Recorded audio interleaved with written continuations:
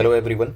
ये बायोलॉजी की मतलब मैं आप लोगों को पता है कि मैं साइंस की सीरीज़ करा रहा हूँ। उसमें मैंने क्या किया है कि एनसीईआरटी, ठीक है ना, एनसीईआरटी नाइन्थ एंड टेंथ की पूरी मतलब एकदम लाइन टू लाइन मैंने स्लाइड्स तैयार करी हैं ताकि आपका कुछ भी मिस ना हो। और ये जो वीडियो है ये स्पेसिफिकली ग्रुप डी के लिए बनाई जा रही है एंड सीजीएल मेंस के लिए बनाई जा रही है, ठीक है। किसी किसी को ऐसा लग सकता है कि सर इसमें से कुछ चीज़ें सीजीएल मेंस वाली मिसिंग है। लाइक जैसे ऐसा हो सकता है कि मैं स्केलेटन सिस्टम इसमें ना पढ़ाऊँ क्योंकि नाइन्थ एंड टेंथ में वो नहीं है, ठीक है। तो अगर एसएससी थोड़ा सा अप जाए तो देखो ऐसी चीज़ के लिए मैं कुछ वीडियोस इसके साथ में अलग से लेकर आऊँगा जिसमें मैं कुछ स्पेसिफिक टॉपिक, जैसे आप लोगों को पता है एडिक्विटी ने डीएनए के बारे में पूछा, उसने अलग से एंजाइम्स के बारे में पूछा, ठीक है ना। तो इस तरीके के टॉपिक्स मैं उसके अंदर कराऊंगा। बट ये वीडियो अपने आप में कंप्लीट है और कंप्लीट एनसीईआरटी है।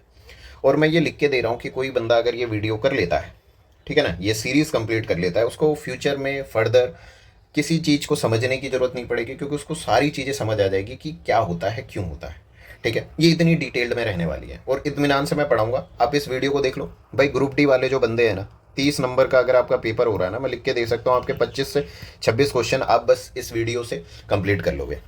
ये पार्ट पार्ट में आएगी, जैसे बायोलॉजी की 4-5 वीडियो आएगी, केमिस्ट्री की 4-5 आएगी और फिजिक्स की 4-5 आएगी। फिर अगर मुझे लगा तो मैं उस पर बेस्ड क्वेश्चंस भी कराऊंगा क्योंकि क्वेश्चंस भी पूछे जाते हैं, ठीक है। तो मैं स्टार्ट करता हूँ। आज हम पहला पार्ट पढ़ रहे हैं बायोलॉजी का, जो है क्या, सेल। सेल के बारे में पढ़ेंगे कंप्लीटली, ठीक है। आप स्लाइड्स देखोगे आपको अंदाजा हो जाएगा मैंने कितनी मेहनत करी है। और ये चीज़ें आपको कहीं पर भी, आप किसी भी पेड कोर्सेज में चले जाना, नहीं मिलेंगी आपको, ठीक है। स्टार्ट करते हैं। देखो भाई, पहले सेल की अगर हम बात करें, ठीक है ना, तो सबसे पहले सेल की खोज 1665 में हुई थी। किसने करी थी? रॉबर्ट हुक ने करी थी।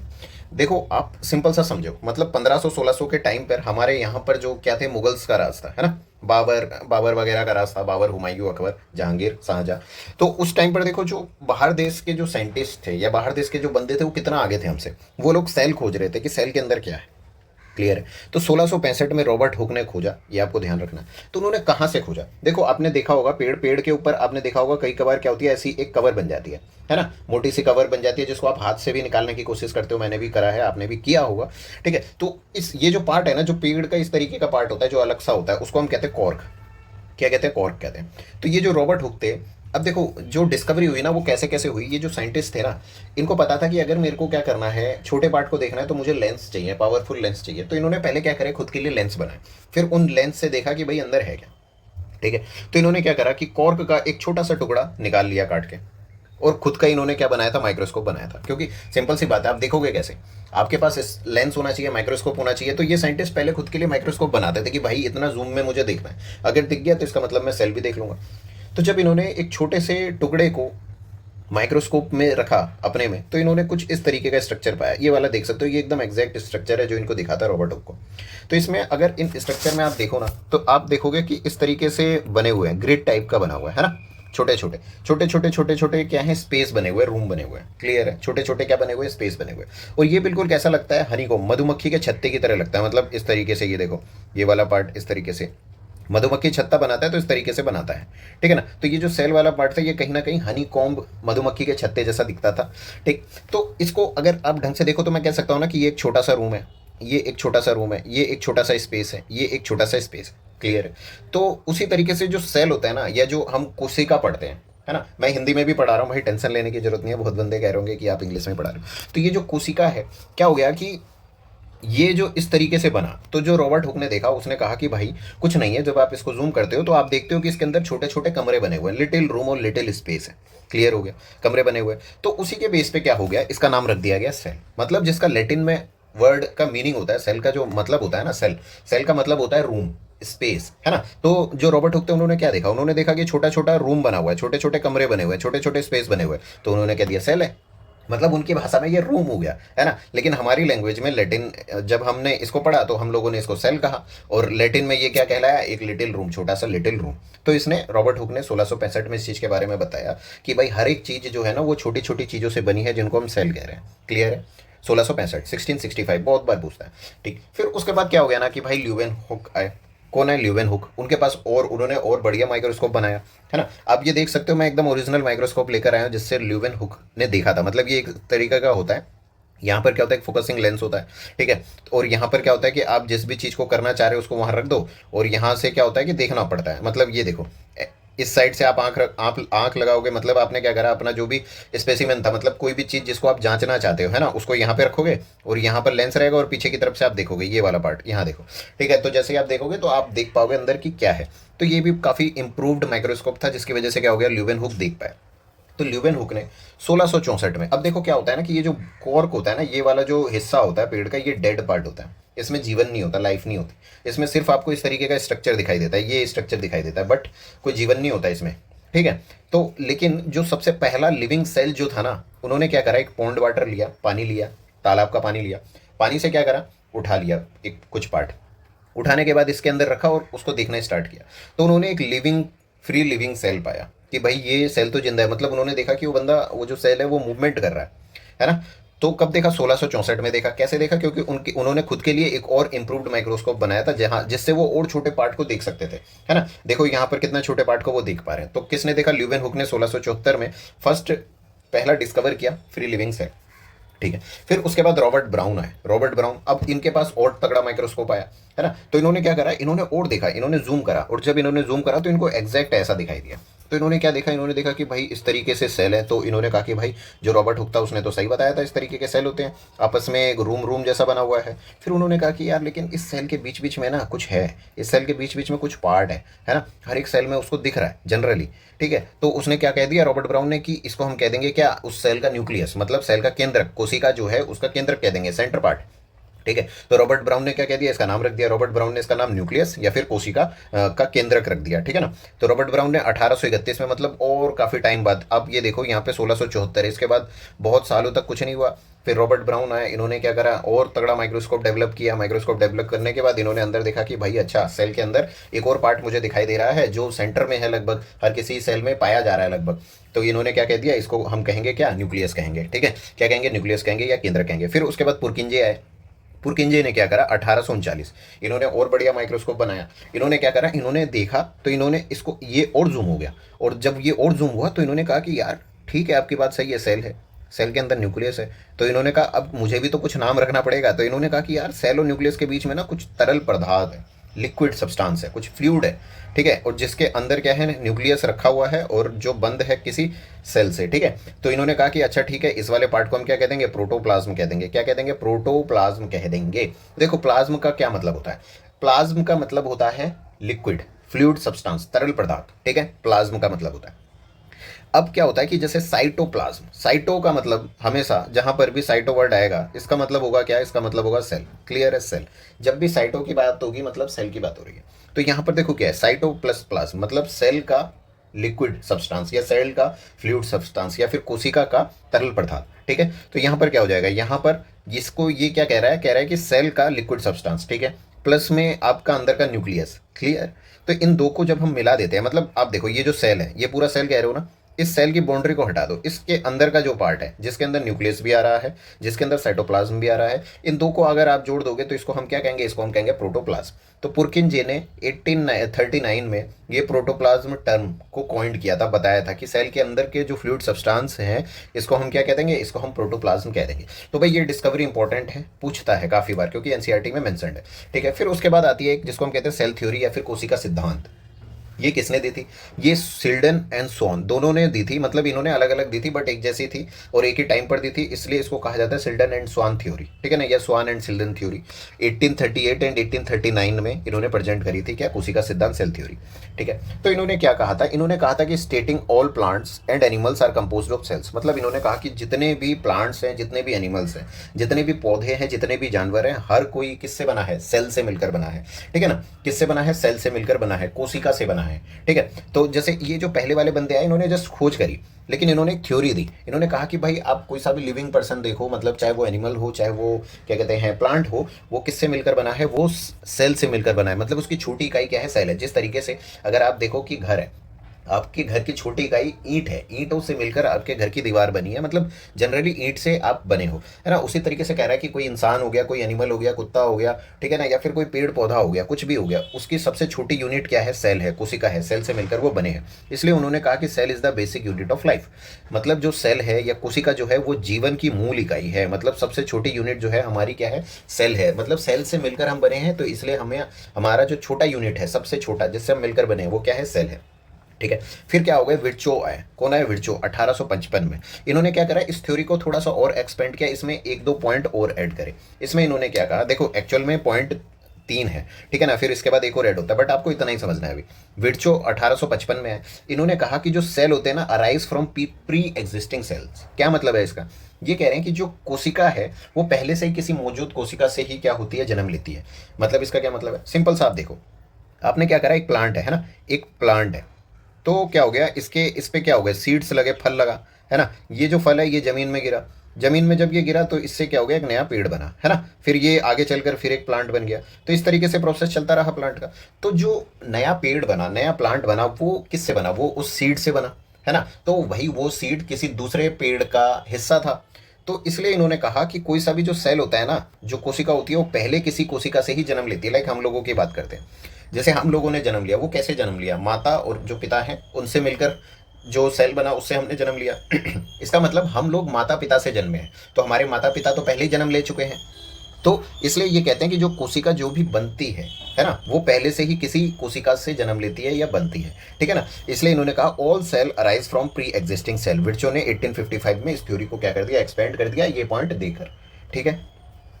फिर उसके बाद 1940 में तगड़ा माइक्रोस्कोप आया जिसको कहा गया इलेक्ट्रॉन माइक्रोस्कोप, है ना, बिल्कुल एग्जैक्ट ऐसा देखने में था। इलेक्ट्रॉन माइक्रोस्कोप मतलब इसमें क्या होता था कि काफ़ी ज़्यादा जूम कर सकते थे, और ये ऑर्डिनरी लेंस जैसा नहीं था। इसके अंदर क्या थी, इलेक्ट्रॉन्स वगैरह जो थी वैसी रेज वगैरह को पास कराया जाता था, ठीक है ना। और जिससे क्या होता था कि काफ़ी ज़्यादा जूम आउट होता था, ठीक। तो आप इसको ध्यान रख सकते हो, जस्ट ऐसा कि इलेक्ट्रॉन माइक्रोस्कोप 1940 में बनाया गया। तो इससे क्या हो गया कि जब बहुत ज़्यादा जूम करके देखा गया, तो जो सेल है, हमने क्या देखा, हमने अभी सेल देखा ना, तो सेल के अंदर बहुत सारे पार्ट हैं। जैसे ये न्यूक्लियस है, न्यूक्लियस के अंदर भी बहुत सारा हिस्सा है, इसके बहुत सारे और पार्ट है। जैसे आपने पढ़ा होगा माइटोकॉन्ड्रिया है, गोल्जी एपरेटस है, इसके अंदर राइबोसोम है, ठीक है ना। बहुत सारी चीज़ें, प्लास्टिड्स हो गए, वैक्यूल्स हो गए, बहुत सारी चीज़ें जो हम सिंपल लेंस से देख नहीं पा रहे थे। लेकिन जब 1940 में इलेक्ट्रॉन माइक्रोस्कोप की डिस्कवरी हुई, जिससे बहुत सारा जूम हुआ, तो उस केस में क्या हो गया कि हमें छोटी छोटी चीज़ें दिखाई देने लगी। हमें सेल के अंदर उसके क्या क्या पार्ट है, लाइक जैसे मेरी बॉडी है वैसे ही सेल है ना। मेरी बॉडी में जैसे लीवर है, मेरी बॉडी में किडनी है, पेंक्रियाज है, हार्ट है, ठीक है ना, बहुत सारी चीज़ें हैं। तो ऐसे सेल के भी बहुत सारे बॉडी पार्ट्स हैं जिनको सेल का ऑर्गेनल कहा जाता है, मतलब ऑर्गन्स। जैसे हमारी बॉडी के ऑर्गन्स है, ऐसे ही सेल के जो ऑर्गन है उनको कहा जाता है क्या, ऑर्गेनल्स। उनको क्या कहा जाता है, ऑर्गेनल्स। तो सेल यानी कोशिका के जो अलग अलग अंग थे उनको भी क्या किया गया, इस इलेक्ट्रॉन माइक्रोस्कोप से डिस्कवर किया गया, ऑब्जर्व किया गया, देखा गया। कब देखा गया, 1940 में, ठीक है। मतलब बढ़ रहा है, टेक्नोलॉजी बढ़ रही है, तो हम सेल के अंदर जा पा रहे हैं। अभी के टाइम पर आप देखोगे कि हम लोग डीएनए के अंदर जा रहे हैं और डीएनए को भी कट कर रहे हैं और उसको बना रहे हैं। मतलब इतना हम अपने को डेवलप कर चुके हैं, है ना, इतना हम एडवांस हो चुके हैं, ठीक है। तो अब हम बात करेंगे, ये तो था सेल की हिस्ट्री, कोशिका की हिस्ट्री की, किस तरीके से कोशिका का डेवलपमेंट हुआ। अब हम बात करेंगे कि सेल का स्ट्रक्चर क्या है, किस तरीके के टाइप्स होते हैं, इन सब चीज़ों के बारे में, ठीक है। तो देखो भाई, जैसे डेफिनेशन की बात करें, हमें पता है कि जो सेल होता है यानी कोशिका होती है, वो एक basic structural and functional unit होती है किसकी, जिंदगी की, लाइफ की। मतलब आपका जो जीवन है ना। मैं इधर ये जो लेक्चर रिकॉर्ड कर पा रहा हूँ, क्यों कर पा रहा हूँ, क्योंकि मैं सेल से मिलकर बना हुआ हूँ और सेल मुझे चला रहे हैं, है ना। सेल मेरे को, आप अगर देखोगे छोटे छोटे लेवल पर, हर एक सेल क्या कर रहा है, सांस ले रहा है, हर एक सेल क्या कर रहा है, खाने से एनर्जी बना रहा है, हर एक सेल अपना अपना वर्क कर रहा है। जैसे लीवर का आप देखोगे तो लीवर के सेल डिटॉक्सिफाइंग करने का वर्क कर रहे हैं। हार्ट का जो सेल है वो हार्ट को क्या कर रहा है, कॉन्ट्रैक्ट कराने में वर्क कर रहा है। ये जो आपका हार्ट, जो हृदय है, वो जो धड़क रहा है, वो क्या हो रहा है, क्योंकि उसके सेल उस तरीके से बने हैं। हमारा जो ब्रेन है उसमें इतने सारे न्यूरॉन्स हैं, नर्व सेल्स हैं, वो क्या कर रहे हैं, ब्रेन को चलाने का काम कर रहे हैं। तो इस तरीके से क्या है कि सेल एक क्या है, बेसिक स्ट्रक्चरल और फंक्शनल यूनिट ऑफ लाइफ है। मतलब जीवन की मूल संरचनात्मक और कार्यात्मक इकाई है। मतलब जो हमारे जीवन को स्ट्रक्चरल रूप भी दे रही है और हमारा जो जीवन ये काम कर पा रहा है, लाइक पैरों से हम चल पा रहे हैं, दिमाग से हम सोच पा रहे हैं, आंख से हम देख पा रहे हैं, ये सारा काम भी किसके थ्रू हम कर पा रहे हैं, सेल और कोशिका के थ्रू कर पा रहे हैं, ठीक है। शेप एंड साइज भाई बहुत डिफरेंट होता है। सेल जो होता है उसके एक छोटे साइज से, शेप से लेकर बहुत बड़े बड़े साइज और शेप होते हैं, है ना। तो भाई आप मेरे को कमेंट में ये बताओ कि सबसे छोटा सेल कौन सा होता है और सबसे बड़ा सेल कौन सा है अभी तक का, ठीक है ना। ये आपका टास्क है। पिन कर दूंगा जो मेरे को बताएगा, ठीक है। शेप एंड साइज, तो देखो बहुत सारे स्पेसिफिक फंक्शंस के लिए अलग अलग तरीके के होते हैं। जैसे ह्यूमन बॉडी में अगर हम बात करें, जैसे नर्व सेल्स हो गए, न्यूरॉन सबसे लंबा सेल होता है, बहुत लंबा होता है, ये वायर की तरह होता है। ऐसे अमीबा की अगर हम बात करें, अमीबा जो होता है ना सिंगल सेल्ड का बना होता है। अभी आप पढ़ोगे यूनिसेल्युलर और मल्टी सेल्युलर, क्या फर्क होता है मैं बता देता हूँ। जैसे कुछ कुछ जीव ऐसे होते हैं, कुछ कुछ बॉडी ऐसी होती है जो सिंगल सेल में एग्जिस्ट करती है। लाइक जैसे हो गया हमारा अमीबा, इस तरीके से सपोज बना हुआ है अमीबा, उसका सिंगल सेल ही काफ़ी है उसको जिंदा रखने के लिए, मतलब वो सिंगल सेल में ही पाए जाते हैं। बट जैसे हम लोग हैं, हम लोगों का कम्प्लेक्स स्ट्रक्चर है, तो हम लोगों में क्या होता है कि जो हमारी कोशिकाएं होती हैं, हम बहुत सारे मतलब अरबों खरबों सेल्स से मिलकर बने हुए हैं, है ना, बहुत सारे सेल हमारी बॉडी के अंदर हैं, ठीक है। तो इसको कहते हैं यूनिसेल्युलर और मल्टी सेल्युलर, ठीक है। तो जो शेप और साइज है, तो इसमें कह रहा है कि जैसे अमीबा हो गया, अमीबा अपना शेप चेंज करता है। इसको हम पढ़ेंगे आगे भी कि अमीबा क्यों शेप चेंज करता है, कैसे करता है, क्या करता है, ठीक है। क्योंकि अमीबा सिंगल सेल की बॉडी होती है, इसलिए उसको शेप चेंज करना पड़ता है। अब जैसे डिवीजन ऑफ लेबर होता है, क्या क्या मतलब है इस चीज़ का, जैसे कह रहा है कि एक जो सेल है, सेल के अंदर कई सारे सेल ऑर्गेनल्स होते हैं। जैसे हमारी बॉडी है, उसकी तरह समझो, हमारी बॉडी है, बॉडी के अंदर कई सारे ऑर्गन है। हार्ट का अलग काम है, लीवर का अलग काम है, किडनी का अलग काम है, ठीक है ना, यूरिनरी ब्लेडर का अलग काम है, ब्रेन का अलग काम है, आंखों का अलग काम है। उसी तरीके से सेल जो होता है ना, सेल के अंदर भी बहुत सारे पार्ट होते हैं। जैसे माइटोकॉन्ड्रिया एनर्जी को बनाने का काम करता है, राइबोसोम प्रोटीन बनाने का काम करता है, लाइसोसोम किसी भी बाहर वाले बंदे मतलब अनवांटेड पार्टिकल्स होते हैं उनको मारने का काम करता है। तो सेल के अंदर भी जो सेल ऑर्गेनल्स होते हैं, उनको उनका क्या काम होता है, उनका काम होता है कि अलग अलग तरीके का उनका स्पेसिफिक वर्क होता है। इसलिए इसको कहा जाता है डिवीजन ऑफ लेबर, यानी श्रम विभाजन, है ना। कोशिका के अंदर जो विशिष्ट घटक होते हैं, जिन्हें हम कोशिकांग कहते हैं, मतलब सेल ऑर्गेनल्स कहते हैं, उनके क्या होते हैं, विशिष्ट कार्य होते हैं, अलग अलग तरीके के उनके क्या होते हैं, कार्य होते हैं, ठीक है। जैसे वेस्ट को हटाना, नई चीज़ बनाना, नया प्रोटीन सिंथेसिस करना, या डीएनए का मटेरियल बनाना, जो भी है, ठीक है। तो ऑर्गेनिज्म, अभी जैसे मैंने बताया कि दो तरीके के सेल होते हैं, एक को हम कहते हैं यूनिसेल्युलर और एक को हम कहते हैं मल्टी सेल्युलर। यूनिसेल्युलर मतलब एक कोशिकीय, मतलब सिंगल सेल वाली बॉडी। मल्टी सेल्युलर मतलब ऐसे ऑर्गेनिज्म जिसमें बहुत सारे सेल रहेंगे, या फिर बहुकोशिकीय बॉडी या बहुकोशिकीय जीव। तो सिंगल सेल में जैसे अमीबा हो गया, कोई बैक्टीरिया हो गया, पैरामीशियम हो गया, ये सारे सिंगल सेल में ही एग्जिस्ट करते हैं, मतलब इनका एक सिंगल सेल इनकी बॉडी का काम कर देता है। मल्टी सेल्युलर जैसे फंगी हो गया, प्लांट, हम लोग हो गए, एनिमल्स हो गए, ठीक है ना। तो हम लोगों की मल्टी सेल्युलर बॉडी है, मतलब सेल, हमारी बॉडी में बहुत सारे सेल्स हैं और सारे मिलकर एक साथ में क्या कर रहे हैं, हमारी बॉडी को चला रहे हैं, है ना। They originates from a single cell that divides. अब लेकिन हम लोग एक सिंगल सेल से ही बने हैं, इतने बड़े जो बने हैं हम लोग एक सिंगल सेल से ही बने हैं। क्यों? क्योंकि क्या होता है कि जब मतलब मदर होती हैं, जब वो प्रेग्नेंट होती हैं, तो उस केस में क्या होता है कि उनका जो एक सेल होता है, एग सेल, और जो फादर का एक स्पर्म होता है, वो क्या करता है, कोलाइड करता है, फ्यूज होता है और एक सिंगल सेल बनता है। एक सिंगल सेल से फिर हमारी इस बॉडी का डेवलपमेंट होता है। इसलिए कह रहे हैं कि ये जो मल्टी सेल्यूलर या फिर बहुकोशिकीय जीव होते हैं, इनका भी जो ओरिजिन होता है वो एक सिंगल सेल से ही होता है, मतलब एक कोशिका से ही हमारी क्या होती है, उत्पत्ति होती है, ठीक है। अब मैं यहाँ पर ये अमीबा है, अमीबा के बारे में समझाता हूँ। देखो, अमीबा एक सिंगल सेल वाला प्राणी है, ऑर्गेनिज्म है। उसके अंदर जो भी चीज़ें हैं वो उसके लिए क्या है, उसको पूरा कर देती है, मतलब उसको किसी दूसरे सेल, मल्टी सेल्यूलर की जरूरत नहीं पड़ती, वो सिंगल सेल में ही एग्जिस्ट करता है। तो जैसे अमीबा के अंदर क्या होता है कि उसका नॉर्मल आप बॉडी देखो, वो कैसे खाना वाना खाता है। जैसे मेरे लिए तो माउथ है, मुंह है, तो एक सेल जो है वो कैसे खाना खाएगा, है ना। तो अमीबा कैसे करता है, क्या करता है, जैसे वो पॉन्ड, तालाब में पड़ा हुआ है अमीबा सपोज, ठीक है। तो क्या हो गया, एक फूड पार्टिकल क्या हो गया, उसके मुंह के सामने आया।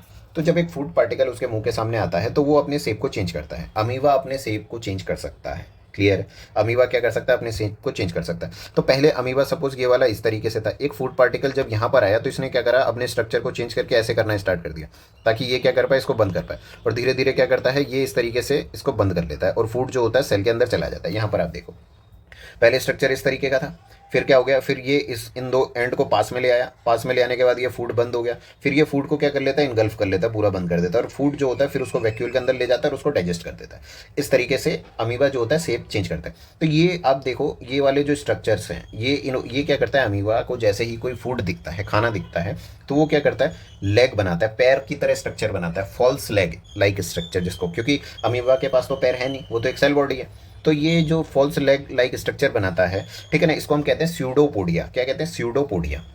ये वाला स्ट्रक्चर देखो, स्यूडोपोडिया, ठीक है। तो स्यूडोपोडिया का क्या मतलब होता है, स्यूडो का मतलब होता है फॉल्स, क्या होता है, स्यूडो का मतलब फॉल्स, पोडिया का मतलब क्या होता है, पैर, स्यूडोपोडिया मतलब फॉल्स लेग लाइक स्ट्रक्चर। भाई बायोलॉजी में यही मतलब है, अगर आप बायोलॉजी के जो टर्म्स हैं उनको ब्रेक डाउन कर पाओ तो आपके लिए बायोलॉजी बहुत आसान है, ठीक है। तो यहाँ पर क्या है कि स्यूडोपोडिया, तो ये फॉल्स लेग लाइक स्ट्रक्चर बनाया, इसने इसके खाने को खा लिया और खाना अंदर चला गया, फिर इसको डाइजेस्ट किया जाएगा। तो इस पूरे प्रोसेस को क्या कहा जाता है? फेगोसाइटोसिस। क्या कहा जाता है? फेगोसाइटोसिस। देखो, फेगो का मतलब होता है खाना, साइटोसिस मतलब सेल। जब सेल क्या करे? खाना खाए, है ना, तो इसको कहा जाता है क्या? फेगोसाइटोसिस। ठीक है। ऐसे ही एक टर्म होती है एंडोसाइटोसिस। एंडो का मतलब अंदर, साइटोसिस का मतलब सेल। जब सेल के अंदर कुछ जाए उसको कहा जाता है एंडोसाइटोसिस, है ना। ये आपको ध्यान रखना है। ठीक है। फिर इसके बाद क्या होती है? जो हमारी कोशिका है, सेल है, उसके बारे में हम बात करेंगे कि मेन क्या क्या चीज़ होता है। देखो, मेन 3 पार्ट में वो डिवाइड है एक्चुअल में। एक कोशिका जो होती है उसकी सेल मेम्ब्रेन होती है, मतलब सबसे आउटर एरिया। ये देखो कैसा है, एक 3D उसकी तरह, बॉल की तरह, है ना। जैसे मान लो एक बॉल है, आपकी 3D बॉल। तो बॉल आपको पता है कैसी होती है देखने में। उस बॉल के अंदर एक और छोटी बॉल है और बीच में क्या है? पानी भरा है ना। आप एज्यूम कर पा रहे हो ना, एक बड़ी बॉल है और उसके अंदर पानी भरा हुआ है और बीच में एक छोटी बॉल है, ठीक है, उसके अंदर भी पानी भरा हुआ है, इस तरीके से। तो जो बाहर की बॉल जो आपको दिखाई दे रही है, आउटर स्ट्रक्चर, आउटर जो दिखाई दे रहा है, उसको हम क्या कह रहे हैं? सेल मेम्ब्रेन कह रहे हैं। ठीक है। फिर अंदर का जो पानी है ना, जिसके अंदर एक और बॉल तैर रही है, छोटी बॉल, तो अंदर का ये जो पानी है इसको हम क्या कह रहे हैं? साइटोप्लाज्म कह रहे हैं। क्या कह रहे हैं? साइटोप्लाज्म या फिर कोशिका द्रव्य। क्यों कह रहे हैं? क्योंकि साइटो का मतलब होता है सेल यानी कोशिका, और प्लाज्म का मतलब होता है फ्लूइड। तो कोशिका का फ्लूइड यानी कोशिका द्रव्य या फिर साइटोप्लाज्म। फिर इसके अंदर में एक और बॉल तैर रही है जिसको हम क्या कहते हैं? न्यूक्लियस कहते हैं। क्या कहते हैं? न्यूक्लियस या फिर केंद्रक। ठीक है। इन दो को अगर आप मिला दो, मतलब अंदर का पूरा पार्ट जो होता है वो क्या कहलाता है? प्रोटोप्लाज्म कहलाता है। क्लियर? और मेनली सेल जो है इन 3 पार्ट में ही क्या है? डिवाइडेड है। ठीक है। ठीक। फिर उसके बाद हम बात करते हैं किसकी? प्लाज्मा मेम्ब्रेन की या फिर सेल मेम्ब्रेन की। मतलब ये जो आउटर लेयर जो है, ये जो आउटर कवरिंग है, जैसे एक बॉल है, मैंने कहा कि ये बॉल प्लास्टिक की है, तो आप कहते हो ना कि उसकी जो ऊपर वाली लेयर है वो प्लास्टिक की है। इसका मतलब रबड़ की बॉल की ऊपर वाली लेयर किसकी होगी? रबड़ की होगी। इसी तरीके से जो प्लाज्मा होता है ना, उसकी जो जो हमारी सेल है यानी कोशिका है, उसकी जो मेम्ब्रेन है, जिसको हम कोशिका झिल्ली कह रहे हैं। क्या कह रहे हैं? कोशिका झिल्ली कह रहे हैं। तो वो किसी चीज से बनी हुई है ना, जिसको हम प्लाज्मा मेम्ब्रेन, और अगर सेल है तो सेल मेम्ब्रेन, एक ही है दोनों। ठीक है ना। तो वो किस चीज से बनी हुई है इसकी हम बात करेंगे। ठीक है। देखो, सबसे पहले उसका काम क्या होता है? देखो, ये 3D में स्ट्रक्चर है कि बॉल का ये वाला हिस्सा काट के निकाल दिया गया, तो बॉल ऐसा दिख रहा है आपको देखने में। ठीक है। तो ये वाला जो ब्लू वाला एरिया है, ये वाला क्या है? ये सेल मेम्ब्रेन है, कोशिका झिल्ली है। ठीक है, प्लाज्मा झिल्ली। ये देखो करता क्या, सिंपल सी बात है, सेल के अंदर बहुत सारी चीजें। अब जैसे आप खुद को देखो और सेल के साथ रिलेट करो, आप समझ पाओगे। आपकी जो बाहर की स्किन है वो क्या करती है? वो प्रोटेक्ट करती है ना, बाहर से कोई बैक्टीरिया कुछ भी एंटर ना कर पाए, अंदर का कुछ बाहर ना चला पाए। वो एक लेयर है जो आपको क्या कर रही है? अंदर और बाहर के एरिया को सेपरेट कर रही है। इसी तरीके से जो सेल मेम्ब्रेन होती है और कोशिका झिल्ली होती है, वो भी क्या कर रही है? एक लेयर है जो क्या कर रही है? जैसे आउटर वाला एरिया, ये क्या है? आउटर एरिया है, और सेल के अंदर का जो एरिया है, इन दो को क्या कर रही है? ये अलग रख रही है ना, ताकि चीजें चल पाए। और इसके अंदर आप देखो छोटे छोटे छेद हैं, यहाँ देखो छेद है, यहाँ देखो छेद है, यहाँ छेद है, छेद ही छेद है। ठीक है ना। तो इसकी अगर हम बात करें तो ये क्या होती है? ये परमिएबल मेम्ब्रेन होता है। ठीक है। कैसे समझो कि ये सिलेक्टिवली परमिएबल होता है। सिलेक्टिवली परमिएबल या फिर जिसको हम क्या कहते हैं? चयनात्मक परागमय झिल्ली। क्या मतलब होता है? कुछ चीज़ों को तो ये आने देता है और कुछ चीज़ों को ये नहीं आने देता है। लाइक जैसे मान लो कि इसने देखा कि भाई ऑक्सीजन आ रहा है ना, इसने क्या देखा? यहाँ से ऑक्सीजन आ रहा है, तो ऑक्सीजन आ रहा है तो ये ऑक्सीजन को आने देगा। अब जैसे इसने देखा कि पानी आ रहा है तो पानी को ये आने देगा। इसने देखा कि कोई प्रोटीन आ रहा है तो प्रोटीन को ये आने देगा। कोई हार्मोन आ रहा है तो हार्मोन को ये आने देगा। क्यों? क्योंकि उस सब चीज़ों की ज़रूरत है सेल को। लेकिन अगर इसने देखा कि कोई बैक्टीरिया आ रहा है, कोई क्या आ रहा है? वायरस आ रहा है ना, तो उनको ये नहीं आने देगा। तो इसका मतलब क्या कर रहा है? ये सिलेक्ट करता है कि किसको आना है और किसको नहीं आना है ना। इसलिए कहा जाता है सिलेक्टिवली परमिएबल मेम्ब्रेन। और ऐसा क्यों हो पाता है? साइज के ऊपर डिपेंड करता है, बहुत सारी चीज़ें हैं, वो नहीं बताऊंगा, वो थोड़ा बहुत ऊपर लेवल पर चला जाता है। ठीक है। ठीक। तो ये होता कैसे? तो आपने देखा कि जो सेल होता है वो सिलेक्टिवली परमिएबल मेम्ब्रेन होता है। भाई ये ऑप्शन पूछता है कि इसकी जो झिल्ली होती है ना, कोशिका झिल्ली होती है, वो किस तरीके की होती है? सिलेक्टिवली परमिएबल मेम्ब्रेन या फिर चयनात्मक परत में झिल्ली की तरह होती है। किससे बनी हुई होती है? लिपिड्स और प्रोटीन से बनी हुई होती है और फ्लेक्सिबल होती है। मतलब काफ़ी ज़्यादा वो आप कह सकते हैं स्पॉन्ज बॉल की तरह फ्लेक्सिबल होती है। ठीक है ना। तो ये यहाँ पे देख लो, इतने सारी चीज़ें होती है। मतलब इसमें अंदर हमको ग्लाइकोलिपिड है, ग्लाइकोप्रोटीन है, कोलेस्ट्रॉल है, कार्बोहाइड्रेट है, बहुत सारी चीज़ें होती हैं। तो जनरली हम कह देते हैं लिपिड्स एंड प्रोटीन से ये बनी हुई है। ठीक है। ठीक।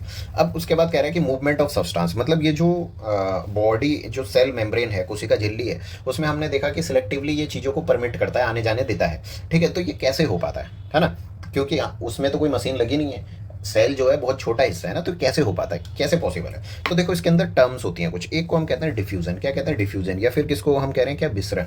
तो डिफ्यूजन में क्या होता है कि movement of substance from a region of higher concentration to lower concentration important for gaseous exchange. क्या कह रहे हैं? अब इसमें ऑस्मोसिस वाला प्रोसेस देखो। इसमें क्या हो रहा है? इसमें जैसे मान लो ये सॉल्यूशन वाला है और ये क्या है? वाटर है। क्या है? सॉल्यूशन है और ये वाटर है। तो यहाँ पर देखो पानी जो है वो क्या है, बहुत ज़्यादा है ना। तो कह रहा है कि मूवमेंट ऑफ, सॉरी ये ऑस्मोसिस है, ये डिफ्यूजन वाला देखो, कह रहा है कि movement of substance from a region of higher concentration to lower concentration. इसमें कुछ नहीं है। आप इसको कैसे समझोगे कि जैसे मान लो एक रूम है, या फिर हाँ चलो ऐसे समझो, रूम है, रूम में मान लो एक जगह आपने क्या करा, एक अगरबत्ती जलाई, तो धीरे धीरे क्या होता है, वो अगरबत्ती जलते जलते पूरे रूम में फैल जाती है उसकी खुशबू, है ना। तो उसी को कहा जाता है कि हायर कंसंट्रेशन से लोअर कंसंट्रेशन में जाता है। क्या मतलब है इसका, जैसे मान लो मैंने एक जार लिया, ठीक है, उसमें क्या करा, बीच में एक स्लाइडर लगा दिया, यहाँ पे कुछ भी नहीं है सपोज, और यहाँ पे मैंने पानी भर दिया, ठीक है, यहाँ पे क्या कर दिया मैंने, पानी भर दिया, और यहाँ पे कुछ नहीं है। तो मैं जैसे ही इस जार को, इसको ओपन करूँगा, तो आप देखोगे कि ये जो पानी है ये यहाँ से यहाँ की तरफ फ्लो करेगा कि नहीं करेगा। या फिर आप टंकी में देखो, टंकी में भी ऐसा ही होता है।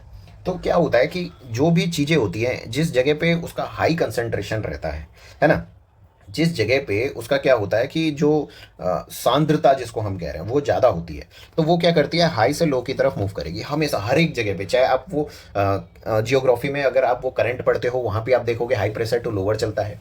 आप कन्वेक्शन देखोगे, वहाँ भी आप देखोगे कि हवा जो होती है वो हाई से लो की तरफ चलती है। पानी जो है वो, अगर मान लो मैंने क्या करा, एक पिचकारी में भरा, फिर मैं पीछे से अगर प्रेशर दे रहा हूँ तो पिचकारी क्या हो रही है, पिचकारी से पानी निकल रहा है, ठीक है ना। या फिर मान लो आपने अगरबत्ती जलाई, तो एक जगह से उड़कर दूसरी जगह पे जा रही है, क्यों, क्योंकि दूसरी जगह पे अगरबत्ती की जो खुशबू थी या अगरबत्ती के जो गैसियस पार्टिकल्स थे वो नहीं थे, और जहाँ पे थे तो इसका मतलब वहाँ पर वो गैसियस पार्टिकल हाई कंसंट्रेशन में थे, इसलिए वो हाई से लो चले गए। इसी तरीके से इसको क्या कहा जाता है, डिफ्यूजन। मतलब जब कोई सा भी सब्सटेंस हो, चाहे वो पानी हो, नमक हो, कुछ भी हो, जब वो हाई से लो की तरफ मूव करे तो इसको हम क्या कह देंगे, इसको हम कह देंगे डिफ्यूजन, या फिर क्या कह देंगे, विसरण कह देंगे।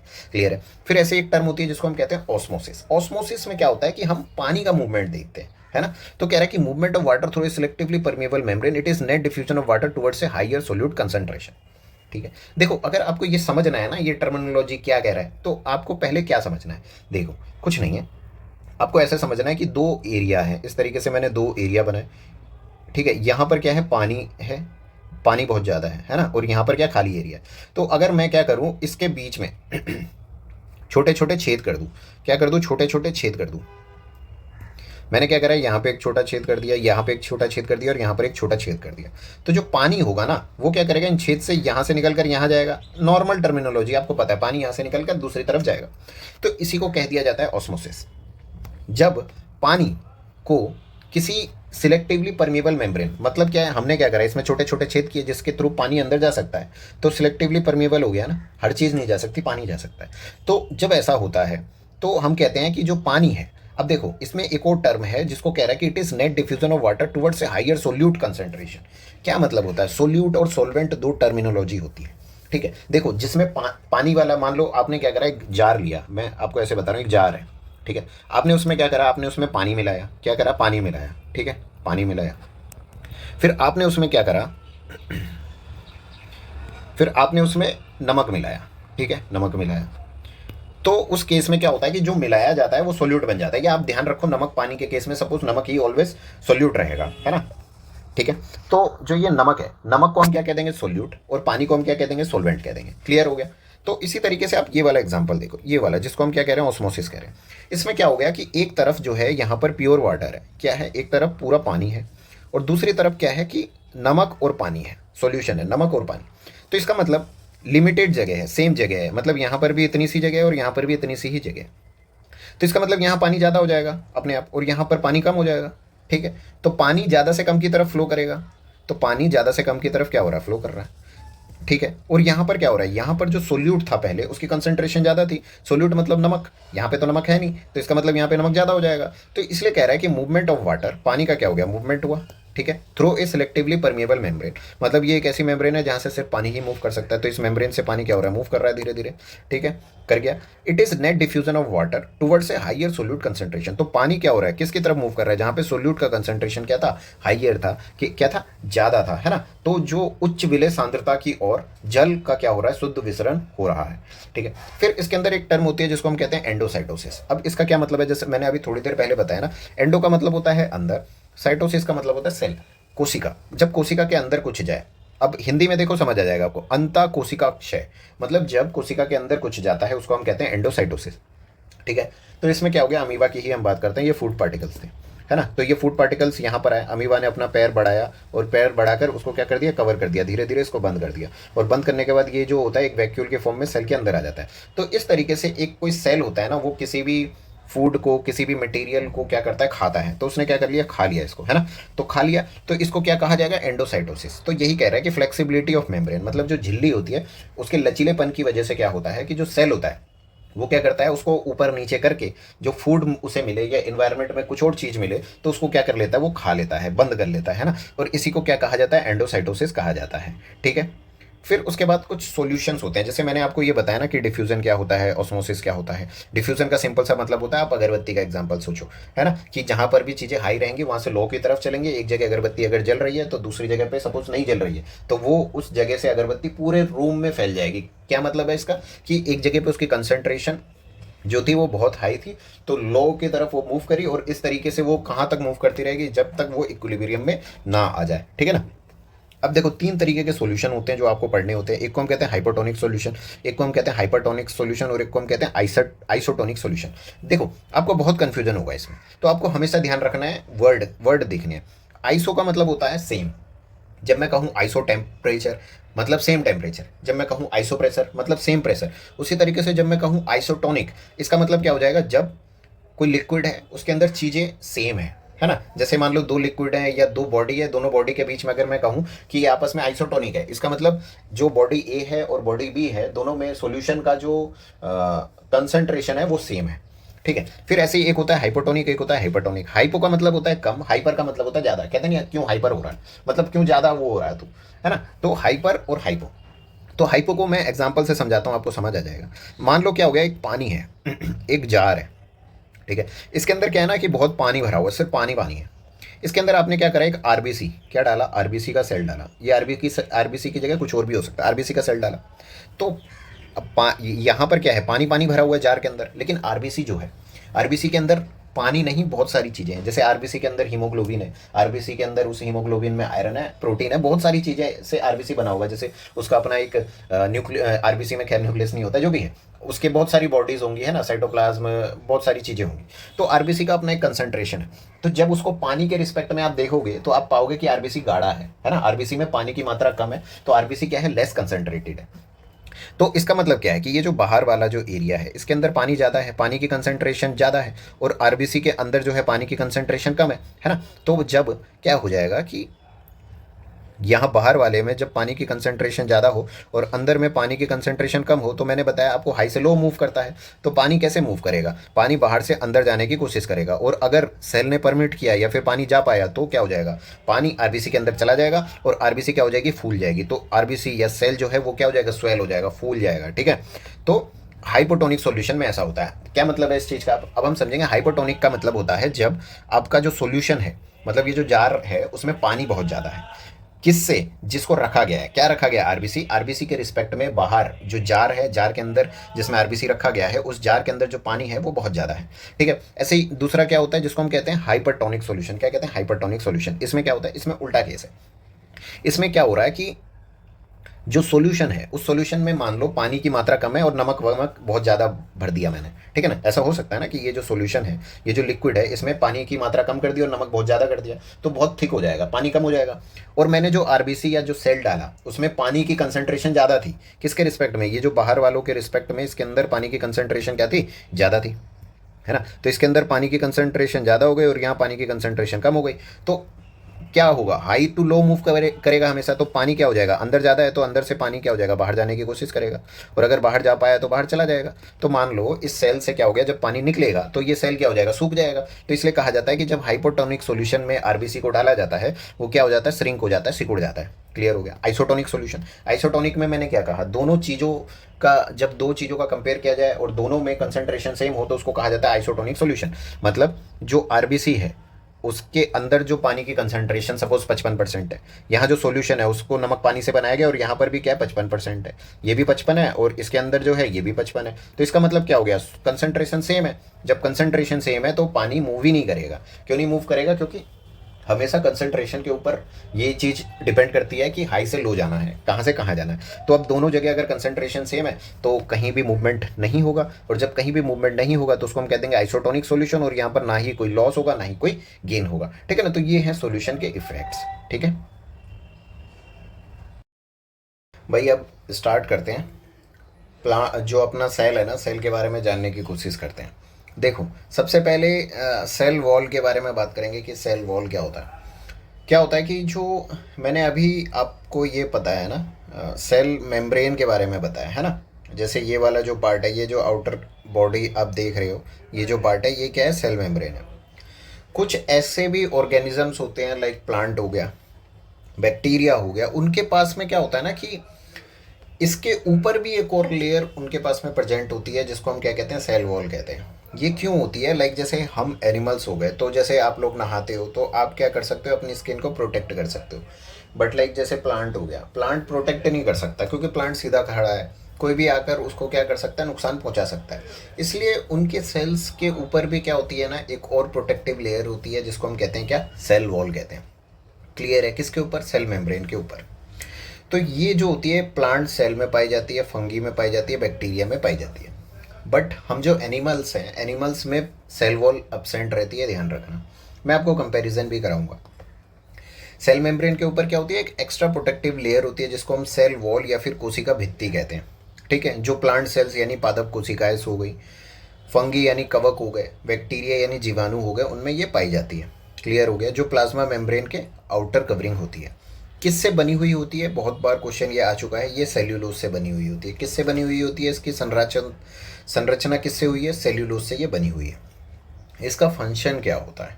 देखो, इसका फंक्शन होता है, जैसे हम लोगों का जो सेल होता है, हम लोगों के पास क्या है ना, अलग अलग तरीके का स्ट्रक्चर है। लाइक हम लोगों के पास में हड्डियाँ हैं, स्केलेटन्स है, जिसकी वजह से हमारा एक स्ट्रक्चर फॉर्म रहता है। बट प्लांट के पास हड्डियों जैसा कुछ नहीं है। तो क्या होता है ना, प्लांट के पास में जो सेल होता है ना, सेल के अंदर क्या होता है, पानी रहता है।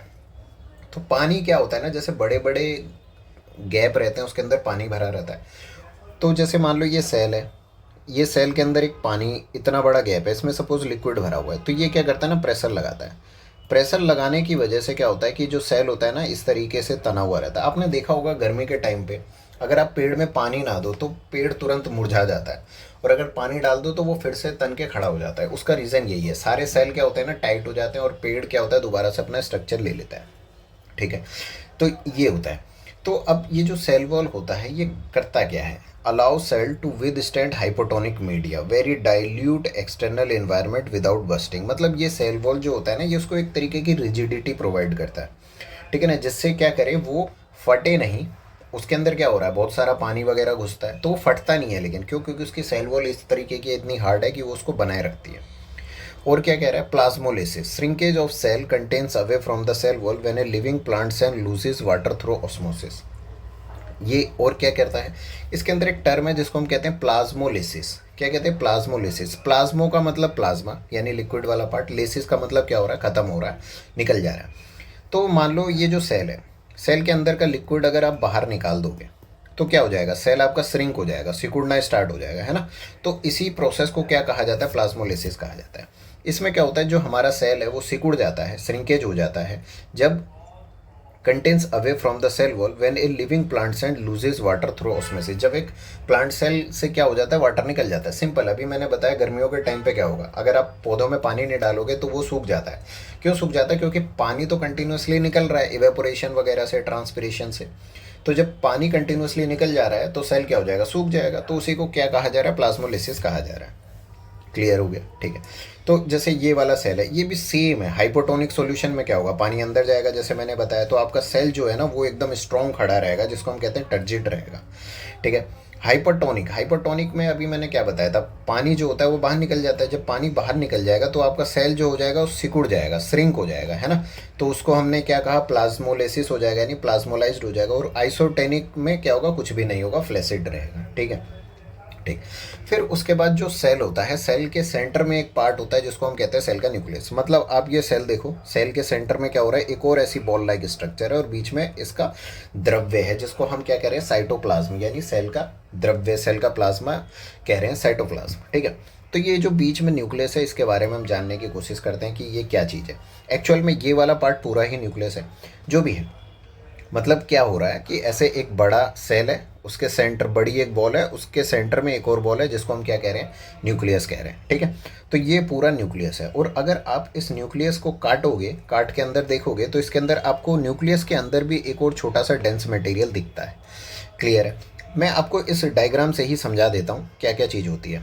देखो, एक बड़ा सेल था, उस सेल के अंदर क्या है, लिक्विड है। लिक्विड के बीच में क्या है, एक छोटा सा एक और बॉल लाइक स्ट्रक्चर है जिसको हम क्या कह रहे हैं, उस सेल का न्यूक्लियस कह रहे हैं। उस सेल के न्यूक्लियस के अंदर अगर आप जाओगे तो उसके अंदर भी सेम ऐसे लिक्विड भरा हुआ है और सेंटर में एक और बॉडी है जिसको हम क्या कहते हैं, न्यूक्लियोलस कह देते हैं। क्या कहते हैं, न्यूक्लियोलस कह देते हैं। क्लियर हो गया? तो जो सेल है, सेल का जो न्यूक्लियस है, अब देखो क्या है कि जिस तरीके से हमने देखा कि एक बड़ी बॉल है ना, तो उसके अंदर एक छोटी बॉल है। तो देखो क्या होता है कि अब इसके न्यूक्लियस की अगर मैं स्ट्रक्चर की बात करूँ, है ना, यहाँ पर दोनों हैं। ठीक है, तो ये इस तरीके का होता है। तो इसमें क्या होता है, न्यूक्लियस के जो बी मतलब ये जो न्यूक्लियस है किसी ना किसी पार्ट से तो बंद होगा।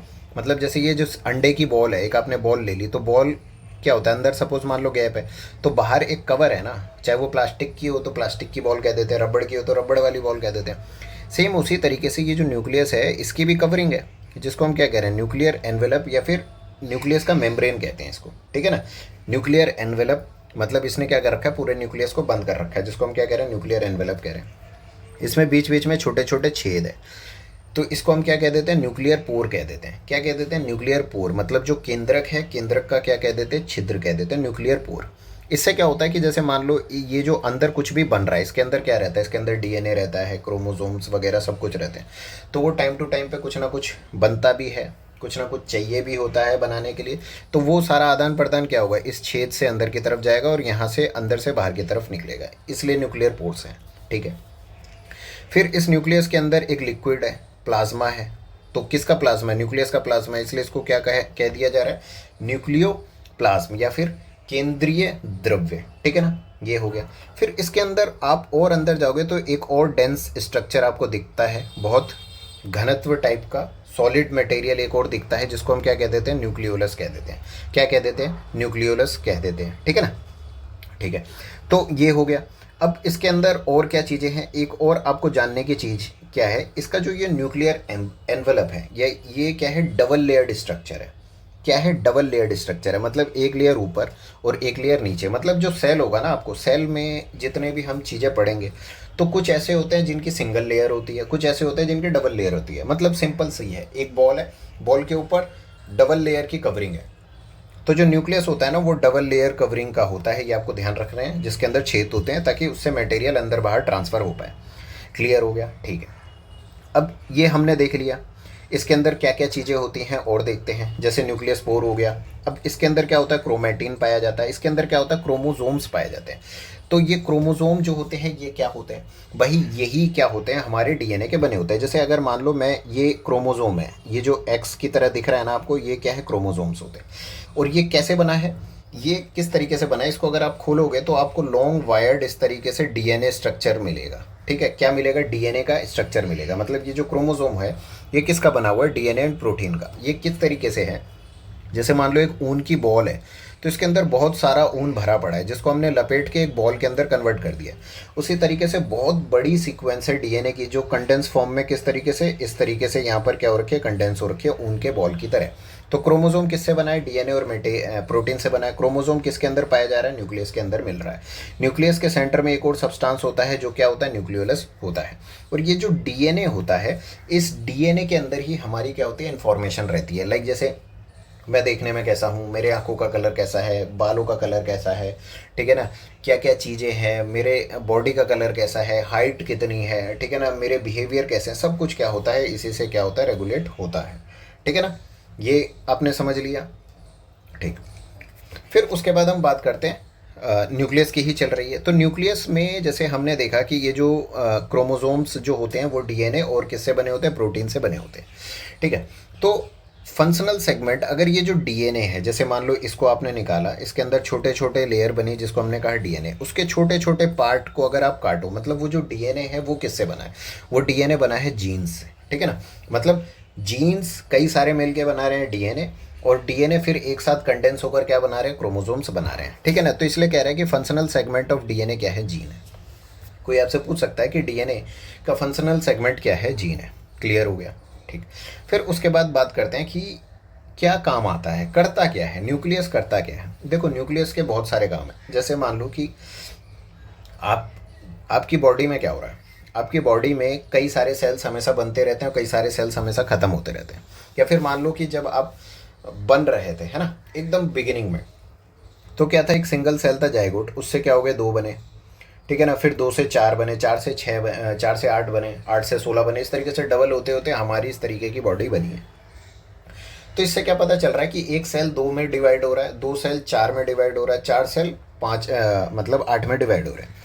तो सेल का डिवीज़न हो रहा है, लेकिन हर एक सेल में सेम डीएनए मिलता है। तो इससे क्या पता चलता है कि जो न्यूक्लियस होता है ना, वो क्या करता है, आपका जो डीएनए है उसको कॉपी करके और बनाता है। जैसे मान लो क्या हो गया, मैं यहाँ पे सिंपल समझाता हूँ।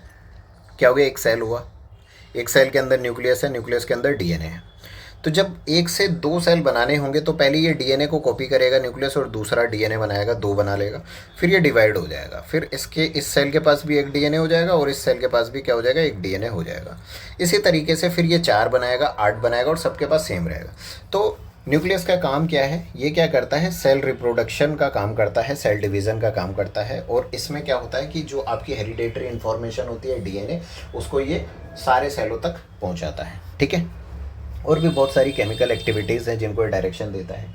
आरएनए को ये बताता है कि किस तरीके की प्रोटीन बनेगी डीएनए के लिए, बहुत सारी चीज़ें हैं, ठीक है ना। वो जब डिटेल में पढ़ते हैं, जब आप 11th-12th में जाओगे तो उसके लिए अभी इतना आप समझ सकते हो। फिर इसके अंदर एक टर्म होती है जिसको हम कहते हैं क्या, न्यूक्लियोइड्स कहते हैं। अब ये जो न्यूक्लियोइड होती है ना, ये प्रोकैरियोट्स में पाई जाती है। देखो दो तरीके के सेल होते हैं, एक को हम कहते हैं यूकैरियोट, एक को हम कहते हैं प्रोकैरियोट। क्लियर है, यूकैरियोट और प्रोकैरियोट। तो क्या मतलब होता है इसका, देखो यूकैरियोट का मतलब होता है ऐसे सेल, ऐसी कोशिका जो बहुत ज़्यादा क्या है, डेवलप्ड है, ठीक है ना, जिसका न्यूक्लियस क्या है, केंद्रक जो है वो डेवलप्ड है। केंद्रक डेवलप्ड होने का क्या मतलब है, मतलब ऐसा आपको दिखाई देगा कि प्रॉपर एक न्यूक्लियस होगा, उसके दो एनवेलप होंगे, उसके अंदर न्यूक्लियोलस ये वाला पार्ट होगा, उसके अंदर प्लाज्मा होगा। जब इस तरीके से प्रॉपर स्ट्रक्चर दिखाई दे तब हम कहते हैं कि वो सेल जो है वो क्या है, यूकैरियोट्स है। लेकिन ऐसे बहुत सारे सेल होते हैं जिनमें इस तरीके का प्रॉपर न्यूक्लियस का डेवलपमेंट नहीं दिखाई देता। उसमें क्या होता है कि सेल है, सेल के अंदर न्यूक्लियस ऐसे ही, मतलब आप कुछ भी क्लियर करके बता नहीं सकते कि ये न्यूक्लियस है। जैसे ये वाला पार्ट, इसके अंदर क्या है कि सेल के अंदर ही ऐसे ओपन हो रखा है। जैसे यहाँ पर आप देखो, ये न्यूक्लियस प्रॉपर बना हुआ है इसके अंदर, लेकिन यहाँ फैला हुआ है, कुछ भी नहीं है। तो उस केस में हम जो न्यूक्लियस होता है ना, उसको न्यूक्लियस नहीं कहते। प्रोकैरियोट वाले सेल में हम उसको कह देते हैं न्यूक्लियोइड, मतलब अनडेवलप्ड न्यूक्लियस। क्लियर हो गया, जिसमें आपको कोई डिफाइंड न्यूक्लियर रीजन नहीं मिलता, ना ही न्यूक्लियर की मेम्ब्रेन मिलती है, ठीक है। इसमें सिर्फ आपको क्या होता है, जो न्यूक्लिक एसिड वाले पार्ट हैं वो आपको दिखाई देते हैं, जिसको हम क्या कह रहे हैं, न्यूक्लियोइड कह रहे हैं, ठीक है। जो किस में रहता है, प्रोकैरियोट्स में पाया जाता है। मतलब ऐसे सेल जिनमें न्यूक्लियस डेवलप नहीं हुआ। तो ये कौन से सेल हो गए, जैसे आपका बैक्टीरिया है ना, बैक्टीरिया में क्या होता है, प्रोकैरियोट होते हैं बैक्टीरिया, और उनके जो सेल होते हैं वो इस तरीके के होते हैं, ठीक है। इसमें भी सेल वॉल आपको मिलेगी। इसकी एक पूंछ आपको देखने को मिलती है जिसको हम कहते हैं फ्लैजेलम, जिससे ये तैरता हुआ आगे जा सकता है। कैप्सूल आपको देखने को मिलता है, मतलब सेल वॉल के ऊपर भी एक और कवरिंग होती है बैक्टीरिया की, इतने सातिर होते हैं ये, तो इसके ऊपर जो कवरिंग होती है उसको हम कैप्सूल कहते हैं, ठीक है। इसके अंदर जो न्यूक्लियस होता है वो फैला रहता है, जिसको हम न्यूक्लियोइड कह दे रहे हैं, ठीक है। अब हम चलते हैं साइटोप्लाज्म। ये मैं बता चुका हूँ साइटोप्लाज्म का क्या मतलब होता है। साइटो का मतलब होता है सेल, और प्लाज्म का मतलब होता है लिक्विड। जब सेल के लिक्विड की बात होती है उसको हम कहते हैं क्या, साइटोप्लाज्म कह देते हैं, ठीक है। तो यही कह रहा है fluid content inside the plasma membrane, मतलब जो कोशिका द्रव्य है, ठीक है ना, प्लाज्मा झिल्ली के अंदर तरल पदार्थ, मतलब ये आपका मेम्ब्रेन हो गया, सेल मेम्ब्रेन, इसके अंदर आपका न्यूक्लियस हो गया, और इसके अंदर कई सारे पार्ट हैं, और इसके बीच में ये जो आप देख रहे हो लिक्विड है ऑरेंज कलर का, इसको हम क्या कह रहे हैं, साइटोप्लाज्म कह रहे हैं। जिसके अंदर क्या है, सेल के कई सारे ऑर्गन्स, जिनको हम सेल ऑर्गेनल कह रहे हैं या फिर कोशिकांग कह रहे हैं, वो इसके अंदर क्या करते हैं, रहते हैं।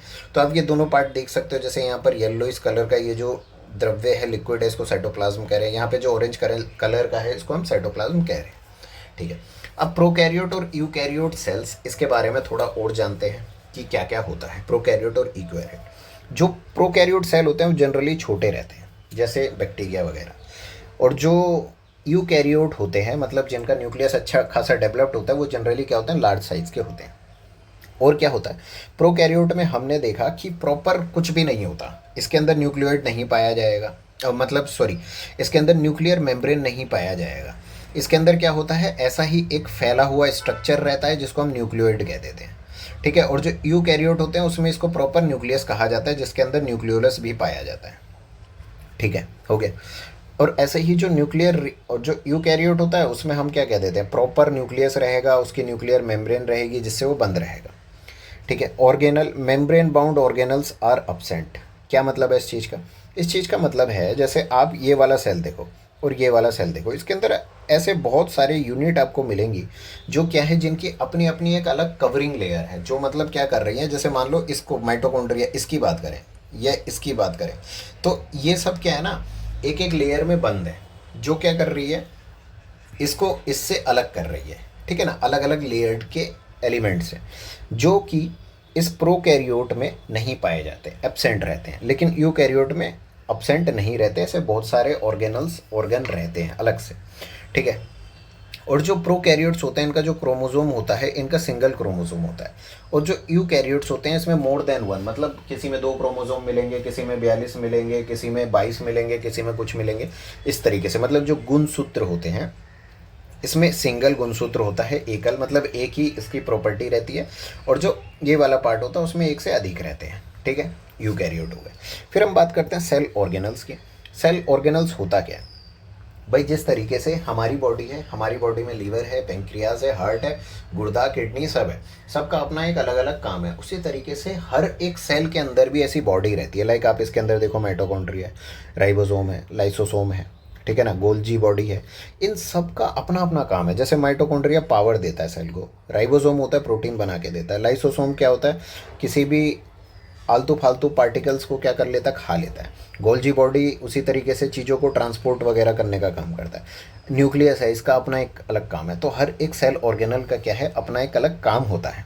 ठीक है, जिसकी वजह से वो जो सेल है वो चल पाता है। तो अब सेल ऑर्गेनल्स के बारे में पढ़ेंगे कि क्या क्या पार्ट क्या क्या काम करते हैं शॉर्ट्स में। जैसे एक टर्म आती है, इसको हम कहते हैं एंडोप्लाज्मिक रेटिकुलम। ठीक है, क्या होती है एंडोप्लाज्मिक रेटिकुलम, मैं यहाँ डायग्राम पे दिखाता हूँ। ये जैसे मान लो एक बड़ा स्ट्रक्चर है सेल का, और ये क्या है, इसका न्यूक्लियस है। ठीक है, तो इसके साथ में आप देखो इस तरीके से स्ट्रक्चर बना हुआ है। इसको अगर आप डिटेल्ड में 3D में देखोगे तो ये न्यूक्लियस है आपका। इसके साथ में क्या होता है ना, एक सैक बैग की तरह एक स्ट्रक्चर होता है, देखो ट्यूब बैग की तरह एक स्ट्रक्चर है। इस पूरे को हम क्या कहते हैं, एंडोप्लाज्मिक रेटिकुलम या ईआर कहते हैं। ठीक है, अब इस ईआर के 2 पार्ट होते हैं, एक को हम कहते हैं रफ एंडोप्लाज्मिक रेटिकुलम, एक को हम कहते हैं स्मूथ एंडोप्लाज्मिक रेटिकुलम। ये एरो गलत है, ये एरो इस पे होना चाहिए।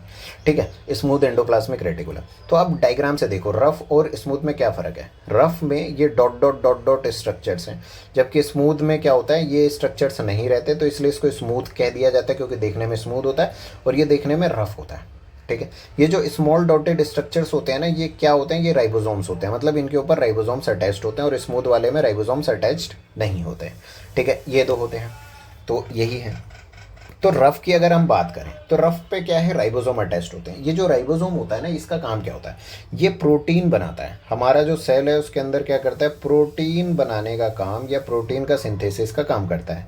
इसलिए राइबोसोम को फैक्ट्री ऑफ प्रोटीन भी कहा जाता है। ये राइबोसोम किस पे अटैच है, रफ एंडोप्लाज्मिक रेटिकुलम पे अटैच है। तो मैं कह सकता हूँ कि जो रफ एंडोप्लाज्मिक रेटिकुलम है वो भी क्या है, साइट है मैन्युफैक्चरिंग का, प्रोटीन मैन्युफैक्चरिंग का। लेकिन एक्चुअल मैन्युफैक्चरिंग प्रोटीन कौन कर रहा है, राइबोसोम कर रहा है। ऐसे ही जो स्मूथ एंडोप्लाज्मिक रेटिकुलम है, ये क्या करता है, ये जैसे ये वाला जो पार्ट हो गया, ये जैसे लिपिड्स बनाने हो, फैट बनाना हो, लिपिड मॉलिक्यूल्स वगैरह बनाने हो, उनको करने का काम करता है। या फिर जैसे हमारी बॉडी में लीवर हो गया, लीवर में जो सेल्स होती हैं उनका जो स्मूथ एंडोप्लाज्मिक रेटिकुलम होता है वो क्या करता है, जैसे आपने कोई भी दवाई वगैरह खाई, अगर वो पॉइजनस है, कुछ ड्रग है, तो उसको डिटॉक्सिफाई करने का काम करता है, मतलब उसको क्या करेगा, उसकी टॉक्सिसिटी को कम करता है। लेकिन अगर आप बहुत ज़्यादा पॉइजन वगैरह या फिर ऐसे ड्रग्स लोगे तो आपका लीवर ख़राब हो जाता है। क्यों ख़राब हो जाता है, इसलिए क्योंकि वो ओवर वर्क करते करते क्या हो जाते हैं, ख़राब हो जाते हैं। ठीक है, ठीक। तो ये जो एंडोप्लाज्मिक रेटिकुलम है ये करता क्या है, इसका काम क्या है। ठीक है, देखो पहला काम क्या होता है कि जैसे ये जो क्या कहते हैं प्रोटीन होगी, है ना, प्रोटीन वगैरह को क्या कर रहा है, ये मैन्युफैक्चर करवाने में हेल्प कर रहा है। क्यों? क्योंकि इसके ऊपर राइबोसोम जुड़ा हुआ है, तो राइबोसोम प्रोटीन बना रहा है। ये प्रोटीन को क्या कर रहा है, बन वो करेगा, लेकर आएगा, फिर लेकर आके यहाँ से क्या करेगा, ट्रांसपोर्ट करेगा, छोड़ने का काम करेगा। तो इसलिए क्या है कि serve as channel for transport proteins. जो प्रोटीन बना रहा है राइबोसोम, उसी के ऊपर तो रहकर बना रहा है, तो इसलिए ये क्या कर रहा है, एक साइट प्रोवाइड कर रहा है प्रोटीन का, और प्रोटीन को ट्रांसपोर्ट करेगा। जब मतलब मान लो कि कहीं पर भी प्रोटीन बन रहा है ना, तो सेल में किसी भी पार्ट पे, लाइक मान लो सेल मेम्ब्रेन पे प्रोटीन की ज़रूरत पड़ रही है, या किसी दूसरे ऑर्गन को बनाने के लिए प्रोटीन की ज़रूरत पड़ रही है, तो वहाँ पर ये प्रोटीन भेजने वगैरह का भी काम करेंगे। ठीक है, फिर उसके बाद क्या कह रहा है, protein and lipids help build the cell membrane, तो वही कह रहा है। और जैसे हमने देखा स्मूथ एंडोप्लाज्मिक रेटिकुलम क्या कर रहा है, लिपिड बनाने का काम कर रहा है। और जो हमारी सेल मेम्ब्रेन है, मतलब जो कोशिका झिल्ली है, उसमें हमने क्या देखा था, वो किससे बनी है, वो प्रोटीन और लिपिड से बनी है। तो प्रोटीन और लिपिड को बनाने का काम, या फिर सेल मेम्ब्रेन को बनाने का काम कौन कर रहा है, एंडोप्लाज्मिक रेटिकुलम कर रहा है। हो गया, क्लियर है। ठीक, अब इसके बाद एक टर्म आता है जिसको हम कहते हैं गोल्जी एपरेटस। ठीक है, क्या कहते हैं, गोल्जी एपरेटस। जैसे मान लो आपने बहुत बार देखा होगा कि या तो एंडोप्लाज्मिक रेटिकुलम के साथ में या पास में देखो इस तरीके से बैग लाइक स्ट्रक्चर इस तरीके से है, जिसको हम क्या कहते हैं, गोल्जी एपरेटस कह रहे हैं। ठीक है, इस तरीके का स्ट्रक्चर, ये इसके सामने की तरफ है और ये पीछे की तरफ है। क्लियर है, तो ये होता क्या है गोल्जी एपरेटस, ये क्या कह रहा है, सिस्टम ऑफ फ्लैटेंड सेक्स, मतलब ये इस तरीके के bag like flattened sex like structures है। ठीक है, और इसको कैमिलियो गोल्जी ने सबसे पहले खोजा था, तो इसलिए इसका नाम गोल्जी एपरेटस रख दिया गया। इसका काम क्या होता है, जैसे जो हमने देखा कि एंडोप्लाज्मिक रेटिकुलम है, ये वाला पार्ट है, ये क्या कर रहा है, इसने प्रोटीन बनाई, इसने लिपिड बनाई। ठीक है, तो ये जो प्रोटीन वगैरह बनाई, तो ये प्रोटीन करके, प्रोटीन वगैरह बना के ये किसको भेज देता है, ये इसको भेज देता है। जैसे इन्होंने कुछ पार्ट बनाया, बनाकर क्या कर दिया, गोल्जी एपरेटस को भेज दिया। अब गोल्जी एपरेटस जैसे मान लो छोटे छोटे फॉर्म में क्या हो गई, आई इसके पास में इंडोप्लाज्मिक रेटिकुलम से। ठीक है, ये आने के बाद इसमें जुड़ गई, इसमें अटैच हो गई, कंटिन्यूसली इसमें क्या हो रही है, अटैच हो रही है, और कुछ पार्ट इसका निकल जा रहा है। तो ये जो बीच वाला पार्ट है, इसमें क्या हो रहा है, इसमें ये जो प्रोटीन्स वगैरह हैं, ये क्या हो रही हैं, ये स्टोर हो जा रही हैं। ठीक है, फिर इनको मॉडिफिकेशन किया जा रहा है, मान लो किसी चीज़ में कुछ चीज़ की ज़रूरत है, प्रोटीन को थोड़ा चेंज करने की ज़रूरत है, उसको मॉडिफाइड किया गया। फिर उसको मान लो कि कहीं पर ज़रूरत है, किसी एक दूसरी जगह पे ज़रूरत है, मान लो लाइसोसोम बनाना है, लाइसोसोम के बारे में पढ़ेंगे, लाइसोसोम कुछ बनाना है, तो वहाँ पर भी प्रोटीन वगैरह की ज़रूरत है, एंजाइम्स की ज़रूरत है। तो उस हिसाब से क्या करा इसने, स्टोर करा, मॉडिफाई करा, फिर उसको क्या कर दिया, यहाँ से फिर वापस भेज दिया। कहाँ पे, सपोज लाइसोसोम बनाना है, तो उसके पास में ये मॉडिफाइड प्रोटीन भेज दी। ठीक है, तो ये चली गई। तो जाने के बाद क्या हो गया कि, तो गोल्जी एपरेटस का काम क्या हुआ, इसने जो एंडोप्लाज्मिक रेटिकुलम से चीज़ें निकली थी, चाहे वो प्रोटीन हो चाहे कोई दूसरी चीज़, तो वो क्या करी, पहले उसको स्टोर कर लिया, स्टोर करके उसको मॉडिफाई करा, फिर उसको पैक करा, और जहाँ उसको ज़रूरत थी वहाँ पर उसने भेज दिया। ये गोल्जी एपरेटस का काम है। फिर हमने देखा लाइसोसोम, लाइसोसोम बन रहा है, तो लाइसोसोम है क्या, लाइसोसोम की अगर हम बात करें, ये एक मेम्ब्रेन बाउंड स्ट्रक्चर होता है, मतलब इसकी एक कवरिंग होती है, ये ओपन नहीं होता, मेम्ब्रेन बाउंड होता है। इसके अंदर क्या रहते हैं ना, एंजाइम्स रहते हैं, बहुत खतरनाक एंजाइम, इतने खतरनाक कि अगर ये खुल जाए बैग, ठीक है ना, ये बंद है, अगर ये खुल जाए तो इसके एंजाइम्स इस पूरे को खा सकते हैं, इतने ज़्यादा डाइजेस्टिव होते हैं, खतरनाक डाइजेस्टिव एंजाइम्स होते हैं इसके अंदर, इसलिए इसको कवर करके रखा जाता है, सिंगल मेम्ब्रेन से ये कवर रहती है, जिसको हम क्या कह रहे हैं, लाइसोसोम कह रहे हैं। ठीक है, और ये जो मेम्ब्रेन बाउंड सैक होती है जिसके अंदर डाइजेस्टिव एंजाइम्स होते हैं, ये कौन बना रहा है, एंजाइम्स प्रोटीन से बने हैं। ठीक है, और ये प्रोटीन कौन बना रहा है, ये प्रोटीन आपका रफ एंडोप्लाज्मिक रेटिकुलम बना रहा है, जो हमने पढ़ा। ठीक है, लाइसोसोम। तो इसकी अगर हम बात करें, ये जो डाइजेस्टिव एंजाइम्स है, ये जो पाचक एंजाइम्स हैं, इसकी अगर हम बात करें तो इसका काम क्या होता है। देखो बॉडी, जैसे हमारी बॉडी है, अगर हम अपनी बॉडी की बात करें तो हमारी बॉडी में वेस्ट बहुत सारा बनता है, उसको हम यूरिन के थ्रू, ठीक है, निकालते हैं, या फिर जब हम 2 नंबर जाते हैं तो निकालते हैं। ठीक, तो उन सब चीज़ों में क्या होता है, वेस्ट प्रोडक्ट हमारा निकल रहा है। तो ऐसे ही जो सेल है, सेल भी तो खाता रहता है, वो भी तो ग्लूकोज खा रहा है, ऑक्सीजन खा रहा है, तो उसकी बॉडी में भी वेस्ट बनता है। तो उन वेस्ट को भी क्या है, पचाने के लिए, उन वेस्ट को भी बाहर निकालने के लिए, डिस्पोज करने के लिए क्या बनाया गया, लाइसोसोम, जो क्या करता है, जैसे मान लो कोई वेस्ट बना, उस वेस्ट को लाइसोसोम ले जाया जाता है, फिर लाइसोसोम में डाइजेस्टिव एंजाइम्स होते हैं जो उसको पूरा क्या कर देते हैं, ख़त्म कर देते हैं। जैसे मान लो कि बॉडी का इस सेल में एक माइटोकॉन्ड्रिया था, वो ख़त्म हो गया, डेड हो गया, मर गया, तो उसको क्या कर दिया गया, इसको लाइसोसोम ले जाया गया, लाइसोसोम उसको पूरा हजम कर लेता है। हजम करने के बाद जो भी उसकी काम वाली चीज़ें होती हैं उसको क्या कर लेता है, वो दोबारा से लगा देता है काम पे, और जो ऐसी चीज़ें होती हैं जो बिल्कुल बेकार होती है उसको सेल से बाहर फेंक दिया जाता है फिर। ठीक है, तो ये इसका काम होता है। इसलिए इसको डिस्पोजल बैग भी कहा जाता है। इसको सुसाइडल बैग भी कहा जाता है, आत्मघाती थैली या आत्महत्या की थैलियाँ। क्यों कहा जाता है, क्योंकि बहुत बार क्या होता है ना कि मान लो कोई सेल डैमेज हो गया, जब ये पूरा सेल डैमेज हो गया तो इसकी ज़रूरत नहीं रहती।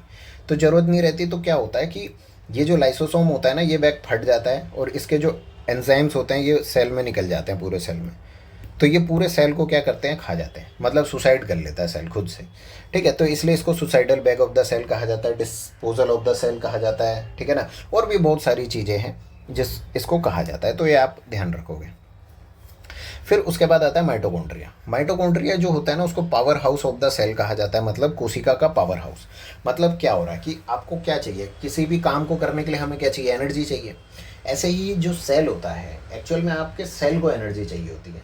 तो जो सेल होता है, सेल में एनर्जी जो प्रोवाइड करता है वो कौन है, माइटोकॉन्ड्रिया। जैसे आप घर है, घर में इलेक्ट्रिसिटी, आप कोई सा भी इंस्ट्रूमेंट चला रहे हो, उसके लिए क्या चाहिए, एनर्जी चाहिए, चाहे वो किसी भी फॉर्म में हो, चाहिए। उसी तरीके से सेल जो होता है, सेल को भी एनर्जी चाहिए होती है काम करने के लिए। तो वो जो एनर्जी होता है उसका डेवलपमेंट कौन करता है, माइटोकॉन्ड्रिया। ये देखो, ये माइटोकॉन्ड्रिया है, ये क्या करते हैं, सेल की एनर्जी को डेवलपमेंट करने का काम करते हैं। इसको अगर आप जूम करके देखोगे ये इस तरीके से दिखेगा। क्लियर हो गया। और इसमें भी ये भी क्या है, डबल मेम्ब्रेन से बनी हुई है, डबल मेम्ब्रेन से घिरी हुई है, डबल मेम्ब्रेन से बंद है ये। ठीक है, तो ये डबल मेम्ब्रेन लाइक स्ट्रक्चर्स है, जिसकी एक मेम्ब्रेन आउटर मेम्ब्रेन कह रहे हैं और एक अंदर वाली जो है उसको इनर कह रहे हैं। ये वाला देखो, ये वाला पार्ट डबल मेम्ब्रेन है, मतलब ये वाला मेम्ब्रेन आउटर मेम्ब्रेन है और इसके अंदर वाला पार्ट जो है वो है क्या, इनर मेम्ब्रेन है। ठीक है, इसके अंदर डीएनए मिलता है। जैसे न्यूक्लियस के अंदर डीएनए रहता है ना, ऐसे ही माइटोकॉन्ड्रिया के अंदर उसका खुद का डीएनए रहता है, और खुद का उसके अंदर क्या रहता है, राइबोसोम रहता है। ये आपको ध्यान रखना है, क्वेश्चन आता है। सेल के अंदर जैसे राइबोसोम मिलेगा, न्यूक्लियस के अंदर डीएनए मिलेगा, उसी तरह माइटोकॉन्ड्रिया सेल के अंदर का एक पार्ट है और उसके अंदर भी आपको डीएनए और राइबोसोम मिलता है। क्लियर है, ठीक है, ठीक। तो ये जो सेल होता है ना, ये करता क्या है, ये जो सेल होता है ये एनर्जी जो होती है ना, मतलब जैसे हम जो भी खाते हैं, जैसे हमने खाया क्या, ग्लूकोज, हमने खाया ऑक्सीजन वगैरह, हमने ऑक्सीजन ली, तो ग्लूकोज ऑक्सीजन वगैरह से क्या करता है, एनर्जी बनाने का काम करता है। ठीक है, उस एनर्जी को ये किस फॉर्म में बनाता है, उस एनर्जी को ये एटीपी के फॉर्म में बनाता है, जिसको हम क्या कहते हैं, एडिनोसाइन ट्राइफॉस्फेट। क्या कहते हैं, एडिनोसाइन ट्राइफॉस्फेट। जो ऊर्जा बनती है सेल के अंदर वो किस फॉर्म में बनती है, एटीपी के फॉर्म में बनती है, जिसको हम कहते हैं एडिनोसाइन ट्राइफॉस्फेट। इसलिए एटीपी को energy currency of the cell भी कहा जाता है। मतलब कोशिका की ऊर्जा मुद्रा क्या है, एटीपी है। कहने का मतलब जैसे आपके पास में क्या है, आप कुछ भी खरीदने जाओगे, आपको पैसे की ज़रूरत है ना, तो पैसे आपके लिए करेंसी है जो आपके लिए किसी भी चीज़ को लाने ले जाने का काम कर रही है। उसी तरीके से सेल में माइटोकॉन्ड्रिया जो एनर्जी प्रोवाइड करती है वो एटीपी के फॉर्म में प्रोवाइड करती है। ठीक है, और ये क्या करते हैं, जो एटीपी के फॉर्म में स्टोर कर लेती है एनर्जी को, बैटरी की तरह है ना। जैसे हम क्या करते हैं, बैटरी चार्ज करके स्टोर कर लेते हैं, जब ज़रूरत पड़ती है तो बैटरी को हम क्या करते हैं, यूज़ करते हैं। उसी तरीके से ये भी एटीपी के फॉर्म में चार्ज को स्टोर कर लेती है। ठीक है, माइटोकॉन्ड्रिया के यूनिक फीचर क्या है, जैसे इसकी खुद का डीएनए होता है, इसका खुद का राइबोसोम होता है। तो इससे क्या पता चलता है, अगर इसके पास राइबोसोम है तो अभी मैंने देखा मतलब राइबोसोम के बारे में अभी हम पढ़ेंगे। राइबोसोम क्या करता है, सेल में प्रोटीन को बनाने का काम करता है, जो मैं पहले बता चुका हूँ। इसलिए इसको protein factory of the cell भी कहा जाता है, या फैक्ट्री ऑफ प्रोटीन भी कहा जाता है। ठीक है, तो राइबोसोम डीएनए के अंदर, माइटोकॉन्ड्रिया के अंदर भी राइबोसोम पाया जा रहा है। तो राइबोसोम क्या करेगा, प्रोटीन बनाने का काम करेगा कि नहीं करेगा। तो माइटोकॉन्ड्रिया भी अपना खुद का प्रोटीन बना सकता है। क्यों, क्योंकि इसके पास खुद का डीएनए है और खुद का राइबोसोम है। ठीक है, फिर इसके बाद एक टर्म आती है जिसको हम क्या कहते हैं, प्लास्टिड कहते हैं। क्या कहते हैं, प्लास्टिड। ये जो प्लास्टिड होता है ना, ये सिर्फ प्लांट सेल में पाया जाता है, ये आपको ध्यान रखना है। प्लास्टिड कई तरीके के होते हैं, जैसे एक होता है जिसको हम कहते हैं क्रोमोप्लास्ट, एक होता है जिसको हम कहते हैं ल्यूकोप्लास्ट। उसी के अंदर कई सारे डिविजन्स होते हैं। ठीक है, तो सबसे फेमस जो है जिसको हम कह रहे हैं क्या, क्रोमोप्लास्ट। क्रोमोप्लास्ट जो होते हैं इसके अंदर ऐसे प्लास्टिड जो कलरफुल हो। ठीक है ना, मतलब देखो प्लास्टिड एक पार्ट है जो सिर्फ प्लांट सेल में पाया जाता है। क्लियर है, अब उसमें भी कुछ कलर्ड होते हैं और कुछ क्या होते हैं, कलरलेस होते हैं।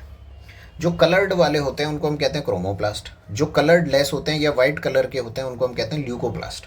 जैसे WBC ल्यूकोसाइट्स उनको कहा जाता है। ल्यूको का मतलब होता है वाइट, क्लियर हो गया। क्रोमो का मतलब यहाँ पे कलर्ड है। अब इसके अंदर जो ग्रीन कलर के होते हैं उनको कहा जाता है क्लोरोप्लास्ट। क्या कहा जाता है? क्लोरोप्लास्ट। ठीक है। अब ये जो क्लोरोप्लास्ट होते हैं ये भी क्या है? क्रोमोप्लास्ट है ना। मतलब क्रोमोप्लास्ट का ही ऐसे बंदे जो ग्रीन कलर के हों उनको क्या कहा जाएगा? क्लोरोप्लास्ट। ठीक है। जो क्लोरोप्लास्ट होते हैं इनमें क्या होता है? क्लोरोफिल पाया जाता है। क्या पाया जाता है? क्लोरोफिल। और ये जो क्लोरोफिल होता है ये ग्रीन कलर का होता है, जिसकी वजह से ये पूरी जो बॉडी है, जैसे आप यहाँ पर देखो, कहाँ गया, लिखा हुआ तो होगा ये वाला जो पार्ट है, ये देखो, ये क्रोमोप्लास्ट है, ग्रीन कलर का है ना, क्रोमोप्लास्ट है। इसके अंदर क्या होते हैं? क्लोरोफिल पिगमेंट्स होते हैं, ग्रीन कलर के होते हैं। जो क्या करता है, जब पत्तियों पर, प्लांट की लीव्स पर लाइट गिरती है तो उस लाइट से ये जो क्लोरोप्लास्ट होता है ये क्या करता है? एनर्जी को बनाने का काम करता है। ठीक है ना। तो हर एक जगह पे प्रोसेस क्या है? डिफरेंट है। क्लियर हो गया? ठीक है। तो क्लोरोफिल क्या होता है? मतलब जो हम फोटोसिंथेसिस पढ़ते हैं ना, फोटोसिंथेसिस या फिर प्रकाश संश्लेषण।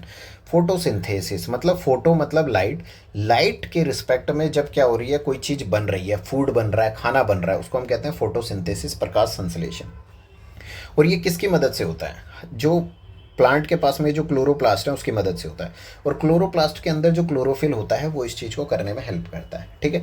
उसी तरीके से जो ल्यूकोप्लास्ट होता है, मतलब जिसको हम कहते हैं कि ये वाइट कलर का है या फिर कलरलेस है, ये क्या काम करता है? ये क्या करता है, जैसे स्टार्च हो गया, जैसे आलू का पेड़ हो गया, उसमें जो आलू हो गए उसमें स्टार्च रहता है, तो इन्हीं ये क्या करता है? स्टार्च की फॉर्म में स्टोर कर लेना। या फिर मान लो जो ऑयल सीड्स हो गए या ऐसे पेड़ जिसमें ऑयल स्टोरेज होता है, तो ऑयल के रूप में स्टोर करना। मतलब ये ऐसे पार्ट होते हैं, जैसे मान लो यहाँ पर कोई ल्यूकोप्लास्ट है, ये क्या कर रहा है? ये ऑयल को स्टोर कर ले रहा है उसके अंदर, उस पार्ट के अंदर ऑयल मिलेगा आपको, जो क्या करेगा? ऑयल देने का काम करेगा। फिर इसी तरीके से मान लो कोई ऐसा होता है जो प्रोटीन ग्रेनुअल्स होता है, मतलब प्रोटीन को स्टोर करके करने का काम करता है। तो जो ये जितने भी ल्यूकोप्लास्ट होते हैं ना, जो वाइट और कलरलेस होते हैं, वो या तो स्टार्च स्टोर कर रहे होते हैं, या ऑयल स्टोर कर रहे होते हैं, या प्रोटीन स्टोर कर रहे होते हैं। तो ठीक है ना। तो कई सारे हैं, जैसे अमाइलोप्लास्ट हो गया, स्टार्च के लिए होता है, अमाइलो नाम ही स्टार्च के लिए, प्रोटीनोप्लास्ट ये प्रोटीन स्टोर करता है। ठीक है ना। तो इस तरीके से अलग अलग पार्ट होते हैं। इसका यूनिक फीचर क्या है? जैसे माइटोकॉन्ड्रिया है ना, उसी तरीके से ये जो क्लोरोप्लास्ट होता है ये सिर्फ प्लांट में पाया जाता है, पहली बात। और माइटोकॉन्ड्रिया की तरह इसके अंदर भी इसका खुद का डीएनए और खुद का राइबोसोम होता है।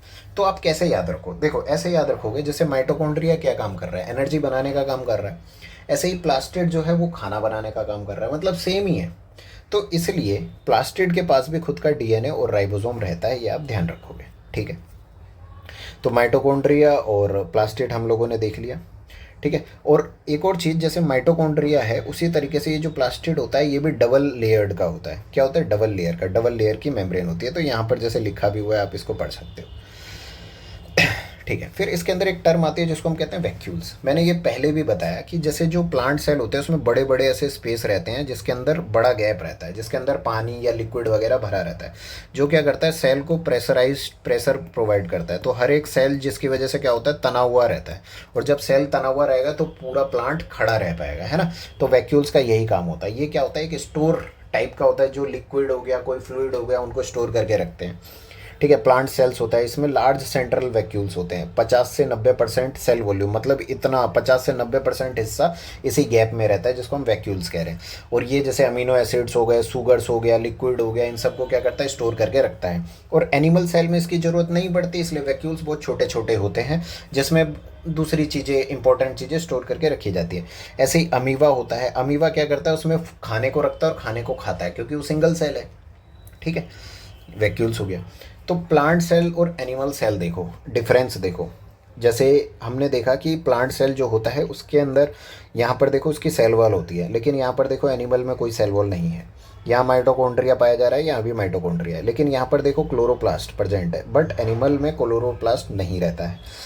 एनिमल सेल में भी प्लाज्मा मेम्ब्रेन है, यहाँ पर भी प्लाज्मा मेम्ब्रेन है, यहाँ पर भी सेल के अंदर साइटोप्लाज्म है ना, कोशिका द्रव्य। और यहाँ पर भी सेल के अंदर साइटोप्लाज्म है, इसमें भी न्यूक्लियस पाया जाता है, इसमें भी न्यूक्लियस पाया जाता है। सारी चीज़ें सेम है, एक दो चीज़ें छोड़ के, लाइक जैसे सेल वॉल हो गया, क्लोरोप्लास्ट यानी प्लास्टिड वगैरह हो गया, या फिर जो वैक्यूल होता है इसमें बहुत बड़ा होता है और एनिमल सेल में छोटे छोटे होते हैं, अगर होते भी हैं तो ये कुछ डिफरेंसेस हैं। ठीक है।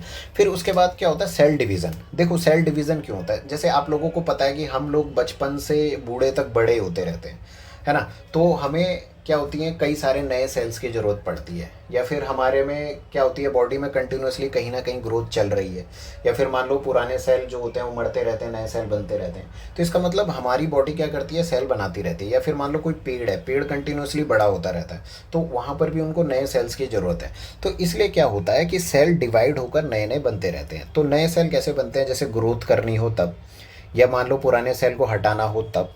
ठीक है। या फिर गैमिट फॉर्मेशन, मतलब स्पर्म और एग का जनरेशन करना हो जिससे आगे आने वाला बच्चा बनेगा, उसको बनाने के लिए। तो इन सब प्रोसेस के लिए क्या चाहिए होते हैं, हमें नए सेल्स चाहिए होते हैं, है ना। नए सेल बनाने होंगे तो सेल बनाने के दो तरीके होते हैं, एक होता है माइटोसिस और एक होता है मियोसिस। ठीक है। माइटोसिस जो होता है ग्रोथ एंड रिपेयर, मतलब आपकी बॉडी को ग्रोथ की ज़रूरत है। माइटोसिस मतलब मान लो आप मोटे हो रहे हो या फिर कोई बच्चा बड़ा हो रहा है, तो उसको उसकी बॉडी में सेल बन रही हैं, तभी तो मांस बन रहा है। तो वो सेल के लिए ग्रोथ हो रही है। या फिर मान लो कहीं चोट लग गई, उस चोट लग गई, उसको ठीक करने के लिए नए सेल वहाँ भरने पड़ेंगे, तो उसके रिपेयर के लिए माइटोसिस प्रोसेस होता है। माइटोसिस। एक होता है मियोसिस। मियोसिस में क्या होता है, जब नए ऑफ स्प्रिंग बनाने हो, मतलब जब एक नया बच्चा बनाना हो, लड़का जन्म लेगा या लड़की जन्म लेगी, तो उन सब के लिए अलग तरीके की सेल्स बनाई जाती है, हमारी बॉडी अलग तरीके के सेल्स बनाती है। तो उस प्रोसेस को हम कहते हैं मियोसिस। दोनों में ही क्या हो रहा है, सेल बन रहे हैं। लेकिन यहाँ पर क्या हो रहा है, बच्चे आगे आने वाली जनरेशन बनाने के लिए सेल बन रहे हैं, तो उस प्रोसेस को कह देते हैं मियोसिस। थोड़ा सा डिफरेंट होता है। और नॉर्मल बॉडी ग्रोथ और रिपेयरिंग के लिए जो सेल्स होते हैं उसको हम कह देते हैं माइटोसिस। ठीक है। तो देखो इसके अंदर होता क्या, ये एक सेल था पहले। ठीक है। तो क्या होगा, अब इस एक सेल से दो सेल बनाने हैं, तभी दो से चार बनेंगे, इस तरीके से ग्रोथ होगी। तो क्या होगा, पहले देखो इसका कॉपी होगा, ये देखो कॉपी होके दो बन गए, इसका कॉपी हुआ, कॉपी होके दो बन गए, मतलब दो सेल थे पहले, दो से चार बन गए, फिर ये डिवाइड हो गए आपस में, चार बनकर क्या हो गए, दो इसमें चले गए, दो इसमें चले गए, तो ये देखो एक दूसरे के आइडेंटिकल हो गए। तो इस ऐसे प्रोसेस को क्या कहा जाता है, माइटोसिस कहा जाता है।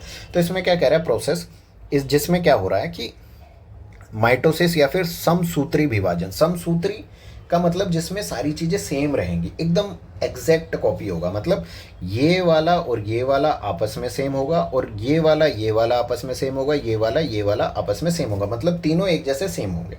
ठीक है।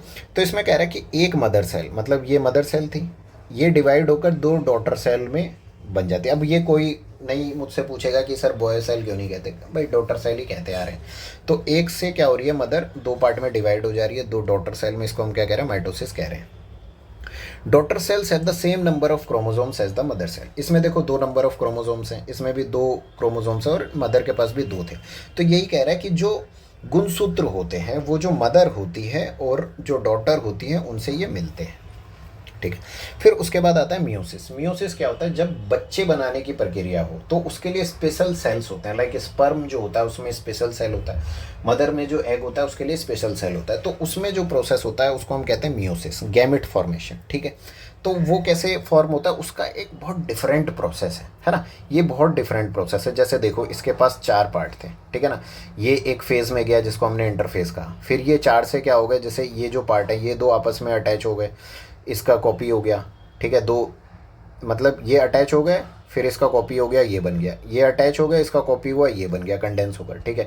फिर इस तरीके से डिवाइड हो गए, डिवाइड होकर क्या हो गए, मिक्स हो गए आपस में। इसमें क्या हो रहा था, इसमें कुछ भी मिक्स नहीं हो रहा था, लेकिन इसमें क्या हो गया, मिक्स हो गया। जैसे देखो थोड़ा पार्ट इधर आ गया, फिर ये इधर आ गया। ये किस तरीके से होता है, ये मतलब आपको इतना डिटेल में अभी समझ नहीं आएगा कि कैसे क्या हो रहा है, जस्ट मैं बता रहा हूँ, आप थोड़ा सा समझ लो कि इसमें क्या होगी, मिक्सिंग होगी क्रोमोसोम्स की। हमारा क्या होता है, मैं बना हूँ तो मेरे पास क्या है कि मदर के हाफ सेल है और फादर के हाफ क्रोमोसोम्स हैं, और दोनों ने मिलके क्या कर लिया, एक पूरा मुझे बनाया। इसी तरीके से तो मिक्सिंग हो गई ना, यही है। देखो यहाँ मिक्सिंग हो गई। अब देखो यहाँ पे ये वाइट वाला पार्ट कम था तो यहाँ पे वाइट वाला पार्ट ज़्यादा आ गया, इस तरीके से मिक्सिंग हो गई। फिर क्या हो गया, यहाँ से चार पार्ट बन गए, डॉटर न्यूक्लियाई के। इस तरीके से प्रोसेस चलता है और हाफ हो जाते हैं। देखो यहाँ पे चार हैं, ठीक है, मान लो ये मदर है, मदर है, तो इसने क्या करा, चार सेल बनाया ऐसे, आधे आधे हैं, देखो चारों आधे आधे हैं, इसमें चार थे, इसमें दो हैं, इसमें दो हैं, इसमें दो हैं, इसमें दो हैं। फिर एक कोई फादर होंगे, जिनके पास स्पर्म होगा उसमें भी ऐसे 4 सेल होंगे, दो दो दो दो करके।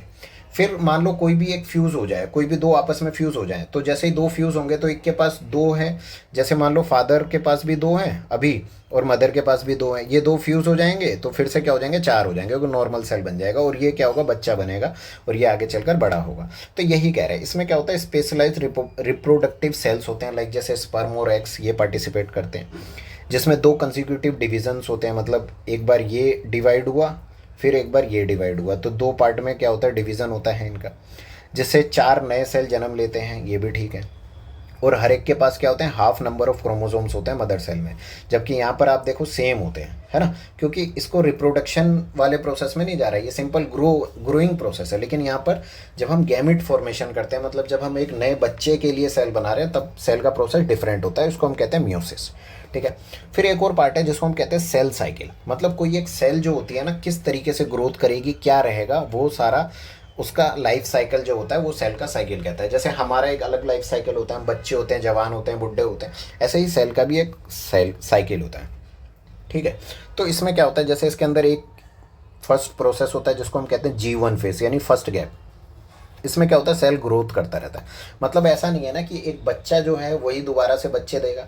हमारे में भी क्या होता है, एक बच्चा होता है, वो जवान होता है, फिर उसके बाद वो बच्चे बनाने की प्रक्रिया में जाता है। उसी तरीके से एक सेल जो होता है ना, वो पहले ग्रोथ करेगा, इतना ग्रोथ वो कर लेगा कि वो नए अपने जैसे सेल बना पाए। तो इसी को कहते हैं G1 फेज और फर्स्ट गैप फेज। इसमें सेल ग्रो करता है, अच्छी अच्छी प्रोटीन्स बनाता है जिसको चाहिए होता है आगे आने वाली जनरेशन या किसी दूसरे काम के लिए। क्योंकि जैसे मान लो लीवर में कोई सेल है तो उसका काम है डिटॉक्सिफाई करने का, ब्रेन में कोई सेल है न्यूरॉन, उसका डिफरेंट काम है, तो ये सारे काम के लिए वो बनता है। फिर उसके बाद ये ग्रोथ फेज से वो चला जाता है डीएनए रेप्लिकेशन में, एस फेज जिसको हम कहते हैं। ठीक है ना। तो इस डीएनए रेप्लिकेशन में क्या होता है, जैसे मान लो उसके पास जो भी डीएनए था, जब क्या होगा, एक सेल से दो सेल बनाने होंगे तो एक सेल के अंदर जो क्रोमोसोम है जिसमें डीएनए है, उस क्रोमोसोम की या डीएनए की कॉपी करनी पड़ेगी। तो उस डीएनए की कॉपी इस पार्ट में होती है जिसको हम एस फेज कहते हैं, सिंथेसिस। ठीक है ना, डीएनए सिंथेसिस। फिर उसके बाद क्या होता है, सेकंड गैप आता है। सेकंड गैप में क्या होता है कि अब देखो, जो सेल को और मैच्योर करना पड़ेगा, है ना, क्योंकि क्या हो गया कि डीएनए बने तो वो डीएनए को भी तो खिलाना पिलाना पड़ेगा और इतना मैच्योर करना पड़ेगा कि जब सेल 1 से 2 में बने तो बिल्कुल वैसी ही बॉडी रहे ना। ऐसा नहीं है कि एक को छोटा बना दिया एक को बड़ा बना दिया, तो बराबर बनने चाहिए, है ना। मान लो कि ऐसा नहीं कि एक बच्चा लूला लंगड़ा हो गया और एक हट्टा कट्टा हो गया, दोनों बच्चे समान होने चाहिए। तो इसलिए दोबारा से क्या होता है, प्रिपरेशन होती है, मैच्योरेशन होती है। इसी को हम कहते हैं mitotic G2 phase, second phase. इसमें दोबारा सेल ग्रोथ करता है, प्रोटीन्स बनाता है और माइटोसिस प्रोसेस के लिए आगे जाता है। माइटोसिस मतलब जिसमें हम क्या कर रहे हैं, ग्रोथ कर रहे हैं, सेल मतलब जिसमें सेल डिवाइड होगा, अभी मैंने पढ़ा है ना। तो इस माइटोसिस में भी कई सारे प्रोसेस होते हैं, जैसे एक प्रोफेज होता है, फिर उससे गुजर के मेटाफेज में जाता है, फिर एनाफेज में जाता है, फिर टेलोफेज में जाता है, फिर उसके बाद सेल दो पार्ट में टूट के दो सेल बना लेता है। इस पूरे को क्या कहते हैं, एम फेज कहते हैं, माइटोटिक फेज, मतलब जिसमें माइटोटिक हो रहा है। क्लियर हो गया, ठीक है। ऐसे ही फिर ये माइटोटिक फेज हो गया, एम फेज। फिर क्या होता है, माइटोसिस प्रोसेस हो जाता है और जो सेल होता है साइटोकाइनेसिस। साइटोकाइनेसिस मतलब साइटो मतलब सेल, काइनेसिस मतलब टूट जाना। जब सेल दो पार्ट में टूट जाता है तो टूटने के बाद क्या हो जाएगा, दो अलग अलग सेल बन जाएंगे, इसी को तो हम माइटोसिस कहते हैं, है ना, यही हो जाता है। ठीक। तो ये सारा आप लोगों ने देख लिया, ये माइटोसिस प्रोसेस इसमें कंप्लीट हुआ, फिर सेल क्या हो गया, साइटोकाइनेसिस में टूट गया। यही दो पार्ट हैं इसके, बता रहा है जो। फिर इसके अंदर एक और टर्म होती है जिसको हम कहते हैं G0 फेज। G0 क्या होता है भाई, जरूरी नहीं है ना कि हर एक सेल डिवाइड होगा बॉडी में। कुछ ऐसे, अब ऐसा नहीं है ना कि जरूरी में हर कोई शादी करेगा, कुछ ऐसे भी होते हैं जो निर्णय लेते हैं कि हम शादी नहीं करेंगे। तो उसी तरीके से सेल भी होता है, सेल भी बहुत सारे ऐसे सेल होते हैं जो ये डिसीजन लेते हैं कि वो डिवाइड नहीं होंगे। ठीक है। तो जब ये डिवाइड नहीं होते तो ये G0 फेज में रहते हैं।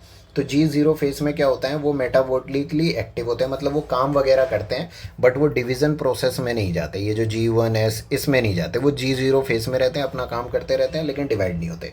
उसको G0 फेज कहा जाता है। तो भाई कैसी लगी ये वीडियो, बिल्कुल डिटेल्ड वीडियो है और आई होप आपको मज़ा आया होगा, और मज़ा आया तो भाई कमेंट करके बताओ कैसी लगी ये वीडियो।